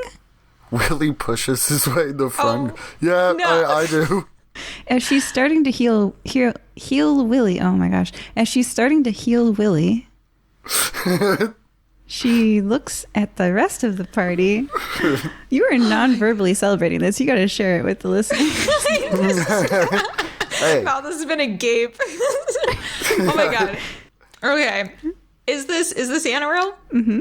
Oh my god! As soon as she steps out, Runi just bounds over. Oh my gosh, Annabelle! And she'll just go and hug her sister. Willy is squished in between the two half gnome, half elf sisters as they hug. And I'm just gonna join the hug. I'm probably gonna like crash into them because again, landing is like the hardest part of flying. So like you just get like all tackled by a dragon, half dragon. Runi, what are you doing here? What am I doing here? What are you doing here? I came to go and visit Dad, and then we got attacked by chipmunks. I need healing. Oh my god. I need healing. Okay. Yeah, I could use some too, but not Please too much. help. Okay, she's gonna cast. No, wizards have never had healing abilities in 5th edition. So she's gonna take potions that she possesses and give you all lots of potions. Definitely Runi first. Like, Willy, you know, he recently discovered feelings of amorousness. I was just like, whoa. And he's like, wait, this is Runi's sister? Like, okay. Do a perception check on the potions she's handing you. All of us, or? Yeah, and she's saying, oh, well, I'm here collecting dust for magical research. Oh, no. You're doing magical research on this too, so am I. Oh my god. 19. Yeah, there's... 16. Yeah. 10. No. I, Okay. Runi sees nothing. There's a bunch of dust in this potion that she's giving you, and it's super good at healing you as you chug it down. Like, you notice it as it's going down. You're like, so good. Willy will, I get used to this. Willy will drop what he's holding. Like, if he's got it up to his lips, he drops it, pulls his sword out, will attempt a grapple check on Runi's supposed sister. Okay, let's do a grapple check. So I'm going to roll strength. That's an 11. What's yours? This might be that Austin Powers scene of like, it's a man, baby. Austin, that's my mother. Okay. Oof. Come on, Willy. Come on, Willy. What was your number? 11. Oh, thank God. I thought you said more than that. I got a 15. Yeah, she's grappled. She objects and goes, what are you doing? Oh my god, Willy, what are you doing? I look back to Runi, eye to eye, and go, dispel magic, please. And I guess you can never know. she reaches for her spell book, but she looks at Anaril and says, You are Anaril, right? Of course I am. What the heck? Runi, no. you're always you're like a chaotic little sister. It's like, just follow the rules. Why can't you be more serious? Why do you have to hang out with these people? The king's voice comes out of Willy instead of his normal lilting ghost voice. Dispel magic, please. Okay. And I will cast a spell magic at 7th level. Yeah, her makeup's gone. But it's still her. Sorry, that was way my bad. It's okay. She's so focused on improving herself that she doesn't see others and how she affects them. I thought you were an Echo Blim with the glamour. Like, oh no. Oh my She looks gosh, super Anna. embarrassed right now because she's got no makeup on and she's very easily embarrassed. If my heart beat, my face would be red. That's funny. Like Stella just goes like, "What do you mean these people? Anything wrong with us?" And then she kind of like flares her wings. Yeah. So what if I'm half dragon? So what if he's like dead? You know, one of her wings kind of droops. I would say arguably most people are dead. No, she doesn't mean like that. She's just a prude. That's all. Oh, well, I see. Okay, well, like I got a remedy for that. Here, you know what? Help yourself to one of them, and she's gonna bring out some bottles. Check which ones are empty, which ones are full. Here, it's on me. All right. If you pour it out, it will not be good for you. Willy is just, I'm so sorry. I really thought you were a magical moth person. Thanks, she says, and she puts the bottle like in her hand, but she's just kind of holding it awkwardly. And she goes, so, like, Runi, why are you all here? Like, what are you doing? Well, we initially came because I wanted to see if Dad was still in Medivov. Because I got a letter from him saying he was there. So I just thought I'd visit. But yeah, me too. That's why I came here. And I've been collecting dust. And up until recently, it's been a really nice time. I've made a lot of magical breakthroughs. Wow. We should really share some research sometime because I've gotten a little stuck. I've been trying to figure out how to get that out of people. Anyway. Oh, yeah, here. And she bends down and she removes a drawstring. She removes a brown drawstring from her pack. Up? Oh, my God. She removes a brown drawstring from her pack. She also takes out a 20-inch... It's supposed to say bag. Brown drawstring bag from her pack. She also takes out a 20-inch long cast iron rod, wider at the handle and thinner at the tip. She bends down and waves the wand over her left leg, then her right. As she straightens and runs the wand over her arms, you see that a fine golden dust cloud is evaporating from her skin and clothes, as if vacuumed onto the wand. The dust clings to the cast iron like iron filings onto a magnet. And she offers the wand to you and says, "Do you want this? I can make more." Oh yeah, I got one of those too. And Stella's gonna just, Laddie, I'm just gonna take it. It's okay. She's gonna reach in and just like grab it and just like hold it out. It's just like, oh yeah. Yeah. Oh yeah, yeah, thank you, Anaril. And you can kind of see Rooney's just like blushing a little bit, like she's embarrassed that like her sister has beaten her to this because she's tried really hard to come up with something like this. Oh my God. But she'll take it and be like, thanks. This will be really useful, which is the important part. So yeah, anything I can do to help. I've made such strides in my research. I could share it with you. Yeah, maybe we should meet up sometime after this. I think that'd be great. Stella's just gonna be like, she's gonna look at this sister of Rooney's and she's just be like, you remind me a lot of someone. I feel like you should meet my brother. You guys have a lot in common. Yeah, you know Sterling Argentine? No, I've never heard of him. Well, most people have, because he's like the streamer guy who goes on like archaeological digs. Yeah, like you guys give me similar vibes. He's always like, ooh, look at this thing that I made, Yeah, that's great. Well, I'm just going to keep doing my research now. It was so nice to meet you, Dead Guy and Dragon Lady. And, well, you seem like you're doing great, Runi. But, okay, well, I'll see you with Dad, right? Yeah, just be careful. There's Ekenblim around here. Oh, I know, that's why I'm here. Okay. Bye. Well, just be safe, and I guess I'll just see you in Metavob. And, it's not Dead Person and Dragon Lady. It's Willy and Stella. So nice to meet you, Willy and Stella. Okay. Well. Okay.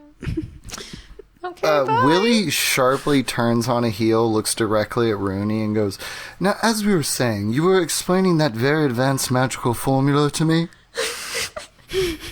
Oh, yeah, come on, let's walk and talk. Yeah, don't be shy. You're one of the greatest magical minds of fire-breathing kittens. I'm sorry for being so... I realize that every time I meet one of my party member's siblings, I try to fight them. So, this is way more about me. But you're super smart and cool. And I'm actively talking over my shoulder at her sister. And She's gone. Yeah, continue telling... I speak louder. Keep telling me how smart and cool you are. And Stella's just gonna be like, see, that's why I dropped out of college. I had to deal with that. I didn't drop out. I just failed all my classes. 'Cause you know what? Stick me in a boarding school with my brother who's like automatically better than me and smarter than me. Who needs to try? Hey, Stella, could you take your cloak back? And I snatch my glamour weave armor away from you, and I'm like, you don't need anything. You're perfect just the way you are, Runi. You came out speaking of jealousy earlier. That means that you don't have something and you want something else. And you are everything the fire-breathing kittens need. And I give you a big hug and I whisper in your ear, I'll buy you your own stuff later. I just felt like this was kind of a moment. Thanks. You're perfect, my little devil. And I hug you until you start to be like, oh no, this is a grapple check. She just takes it. And then Stella's just like, girl, I've been there. You know, I can do ice magic. My brother can't. There's like things that you can do. And you know, I might have a soul, but that's a different matter. But you know, you are cool too in your own right. I mean, we just all fought those things together, and like, yeah, that was. You were the clutch moment. If you hadn't have done those magic missiles, we would all be eaten by chipmunks. And what kind of death is that? I've died at least once. And at least that was in a creepy ritual. Oh, you two are the best. You're the best. And I punch you in the ribs. We're a team effort. That's the thing about Annarelle. She always does things on her own, and I've just always wanted to work with her. But I like working with you guys. And the fire-breathing kittens, they're awesome. I love you guys. Let's go. Hey. Let's go gather some dust so I can go and do more experiments. Yeah, and if it makes you feel any better, I mean, like, my brother, who's like so good at magic and so powerful, he got beat up by a bunch of mafia guys, like, that I could have, like, taken out in, like, immediately. So, you know, just because someone acts like they're better, I don't know, doesn't mean that they are. And the thing about working alone means you're alone. Yeah. Yeah, and who needs to be alone? Friends are better. They are. Even hags have friends. Let's go beat up a moth. Would we be able to find the moth at this point? Or no. Okay. I think maybe we should just we still need to find a flower for you, Stella. So why don't we just find the flower and then get out of this forest? I'm kind of sick and tired of this. Oh my god.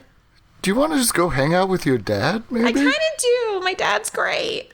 Let's go hang out with your dad. You guys want to meet my dad? I pull Margaret out of my cloak. I use a 6th level spell to summon Sapphire again. Yeah, let's go meet your dad, and you can be flying on a dragon when you meet him. Oh, he'll be so proud. Okay, so you guys are flying, which I'm going to say is going to put you in the understory level because there's too much fern on the forest floor for you to fly through it. Is that okay with you all? Mm-hmm. I'm surprised with these moves we got a story level at all. Hey. Okay, so you're in the understory. Sturdy, thick wood trunks hold up the immense weight of the canopy, which is all the leaves, and the emergent levels above them. You're flying through. The light is shaded with an absence of dense leaves, and you can actually see quite far. It's not as dark as the forest floor. You're flying. You're chatting. Runi stopped crying. You're all you do a group hug mid-fly, and you keep going. In the distance, the vertical lines of tree trunks are broken by a rectangular outline. How are you, let's see. Vertical lines all rising up to the canopy of leaves above you. Vertical lines of trunk rising up from the forest floor beneath you. Vertical lines repeated off into the distance. Vertical lines, vertical lines. So what I'm seeing is there's a horizontal area. There's a horizontal one. This is poorly written, sorry. Vertical, wait. 2 horizontal lines. A box. A square breaking the parallel lines off 300 feet in the 6 o'clock position. Like a tower or like a weird obelisk? So you've got the vertical lines of all the tree trunks, right? And then there's 2 horizontal lines, and you see now the horizontal lines making up this box have windows, a door, and a roof. It's 300 feet away from you in the 6 o'clock position. In the air or on the ground? It's treehouse. Ooh. Ooh. Quick stop in the treehouse. I nod to Stella as like, this is Runi's day. Yeah. Oh boy, I hope nobody ends up getting knocked unconscious again. Let's go check out the treehouse. That's fun. Oh, crap. We are totally out of healing as a party. Oh, we are? You know what? Maybe we don't check out the treehouse. Oh wait, I have a few potions, healing potions. All right, cool. Let's check out the treehouse. I'll go first. You're all completely healed to full because Runi's older sister is pretty BA. Actually, I heard she's not, and she's actually a little bit SA, which sounds for suck A. Like, I mean, seriously, she and my brother should meet. They would get along so well. Yeah, or are you just making a power couple that you never want to look up on social media? Oh my god. Yeah, like a streamer guy and like the super smart. Oh my god, just came back from our vacation in Gardyloo. This guy.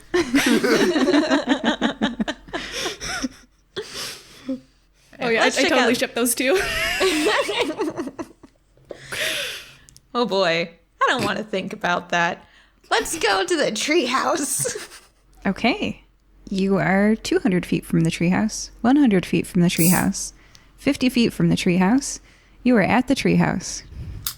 There lights on or anything? Yes. There are curtains behind the window, and there are lights on inside. Knock, knock, knock. A human woman in her 30s opens the door. Her initially placid and kind face contorts with recognition. You, she shouts at Willy and slams the door in your faces.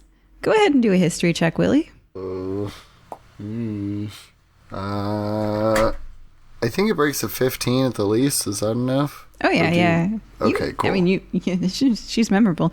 You last saw this woman as you walked out of a bank, leaving behind a singing dead corpse.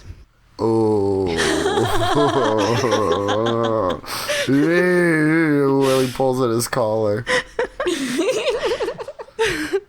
Well, I mean, I'm not sorry, so I'm not going to say I'm sorry, but...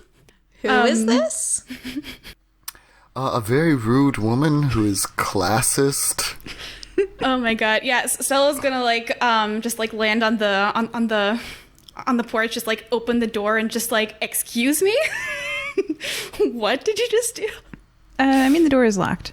Door is locked. Yeah, she slammed it in your... But sure, you open it, and she goes and just looks... She's resigned. She goes, great, yet another thing to go wrong today. Of all the people to knock down my door and bother me again, it's you. You got me fired, you know. I bet you didn't even care. I actively said that I do not care, miss. You're a bad person and you don't recognize the dead as being equal opportunity loan takers. They're not. And you know what? I got a chipmunk you might like. And I pull out the, like, semi-dead corpse of Chip Chittermunk. Great, this is just what I needed today of all days. Why? Why are you having such a bad day, miss? Did a poor person try to ask you to help feed their family? Is that literally exactly what happened? No. I have a charity budget for every month. All good corporate charities do. I mean, this blonde half-elf came in and look. She heads to the window and points out and down to the tree supporting her house. You don't perceive anything unusual. It looks like a tree. Go ahead and do an investigation check instead of a perception. 17. I got 12. 6.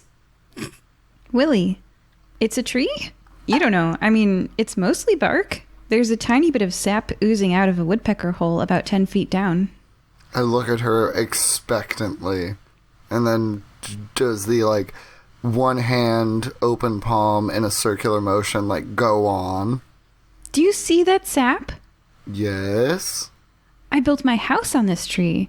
It cost a lot of money to magically stasis it. Sort of like a gentle repose spell, but for trees. I can't have the tree alive. It'll change shape and get bigger. That's going to be really bad for keeping this house level.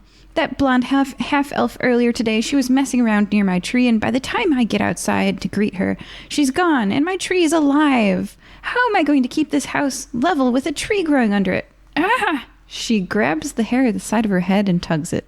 So Stella's going to just like use prestidigitation to like conjure a flame in her hand. It's just like, so you want the tree to stop growing? That could be arranged. Why do the fire-breathing kittens always torment me? I mean, to be fair, I don't think the blonde woman was a fire-breathing kitten. I don't know. I could be wrong. That's true. Like, I don't think this is as bad as you think it is. You can always rebuild, and this is a living thing, so maybe you shouldn't try and force it to do what you want to do in an unnatural state. It's kind of rude. Yeah, says Willy with Chet Chittertooth. Yeah, and if something wants to die or be dead, just let it be dead. Gentle repose, I think, is a little messed up. I'm not a fan of yours, miss, and we have our relationship known. Why are you at my house? I don't know. Honestly, you have a cool treehouse, and I thought we were going to meet like a cool druid who'd be like, hey, I have a talking crab. You want to talk to my crab? But no, it's just a mean cat. I look at her and narrow my smoking pits. Did you introduce capitalism to the squirrels? I mean, there was a talking squirrel and it asked me for advice. Willy puts his hands up in the air and like, I don't want to I will fight a woman in combat to the death, but I'm not going to conversationally slap a woman and just like motion to my girls. Like, yeah, Stella's gonna like fly out and say, I'll be right back. She's gonna cast Fireball at the base of the tree. oh no, that's a big move. Okay, can I Arcana check to see her winding up that spell? We're in a forest, Stella. It's okay because it's a short rest. She gets her breath back every short rest. She's just gonna freeze it. I'm not. Oh my god, this is. She's just gonna like do her breath and like we wrap around get the tree. accused constantly of arson as a group, and I'm not even opposed to this arson. And that ends our adventure for today. Stella has burned down the tree belonging to Robin Tree Hollow, the capitalist banker, but spared the rest of the forest with your ice. Now we know who taught capitalism. It was the banker taught capitalism to the squirrel. It was the banker with capitalism in the forest. Rooney's dad has acorns on the way to help the starving children, squirrels. And we get hammered with him, right? Yes. Oh yeah. I will introduce them some of my horde. And Anaril is left to pursue their magical investigations in the forest, rubbing it in. Oh gosh, there was an eye roll there. And you found one of the blinds that historically the Ekemblem used to scout out our world for invasion. All right. Anything you guys want to say before we do the outro? I was not expecting this today, but I thoroughly enjoyed it. How does it go with Willy and giving Rox the flower? Yeah. Stella, can you roleplay as Rox? Okay, sure. Yeah. Rox is just like Rox is what was she like? So she is a eye patch wearing like somewhere between a tiefling and a succubus. She's all tatted up. She's like roughly Willy's age. She's super into her battle mech that she rides into hell to recover her mother's soul. And like, yeah, but they just like hang out at the tattoo shop mostly. Okay.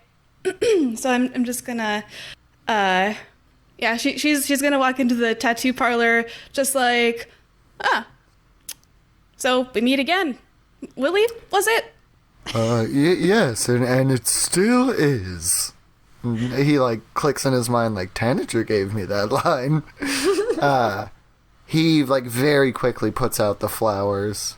And he goes, I thought these would help you in your pursuits of killing anyone who stands in your path. I was just hoping maybe the beauty of it would reflect the way I view you. So they're both functional and beautiful. It's like not, it's whatever. He's like teenage boy, like, I like you, but if you don't like me, actually, fuck you. she kind of like narrows her eyes, because I imagine that she gets hit on as well, and she's just like, oh yeah, functional. Okay, that's a new one. I haven't heard that one before. But like, so okay, you came and gave me flowers. Okay, and and I thought maybe like as an official outing, we could go to the gates of hell and like practice killing demons together. I'm really good at summoning shadow spawn, and he throws out his cloak dramatically, and like faceless demons start like swirling around like dementors in the room. So Roxy's just like raising an eyebrow, so she's just like, okay, so first you try to give me a flower, and now you want to kill demons with me? What makes you think that I want to kill demons? Just because of the way I look? No, it's last time we were talking about how, I think I might have overstepped. And Willy very quickly leaves the tattoo shop. Hey. Never mind. She kind of reaches out and just she kind of tries to pull him back in, and she's grinning at him. She's just like, man, I was messing with you, I recognize that flower. I forget what it's called, but I've seen it before, and I would love to kill some demons. So what do you say? This time tomorrow? I've only met 14 people. Just looks at her dead in the eyes from probably 1.5 feet above her. She just stares straight back with her one eye in the eye patch, still just grinning. And I think we'll fade to black on that one.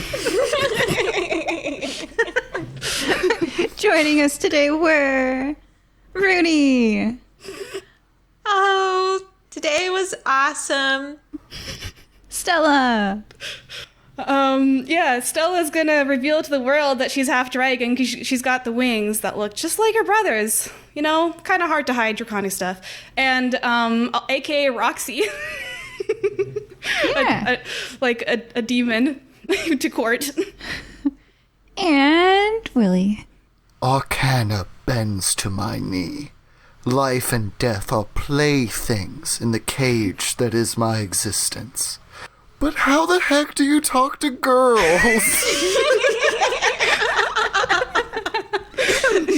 Bye. Bye. Bye. Bye.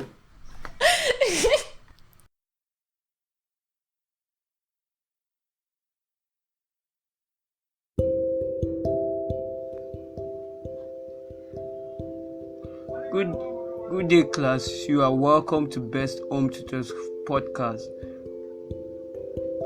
In this podcast, educational related issues will be discussed, right? In this podcast, students will be enlightened.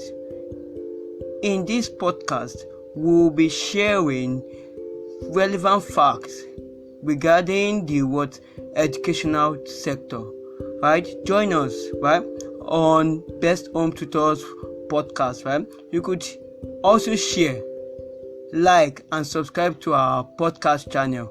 We do this every day.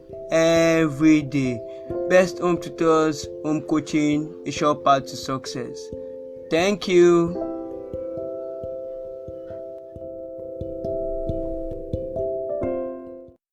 This is the marketing advice your chief marketing officer would give you if you were lucky enough to have one. I'm Vicky Wu, and I bring my 30 years of marketing experience for Fortune 500 companies and multi-billion-dollar organizations, and now share all of those genius strategies with entrepreneurs who don't have the same deep pockets and access to the huge resources that those big guys do. For years, I've been sharing my best marketing strategies and advice with my entrepreneur friends, and now I bring that to you with Your Marketing Department podcast. This is the real, no BS marketing that is proven to work without costing you a lot more money, causing you more work, or getting you screwed by vendors who don't actually know what they're doing. When you're looking to grow to $1 million and beyond, the marketing strategies you use are kind of the same as before that level, yet they're different. And my advice helps you set up your marketing so that it's successful for you now and can grow with you properly in the future to get you to where you want to go. So come join me and my entrepreneur friends on Your Marketing Department, available on your favorite podcast platform.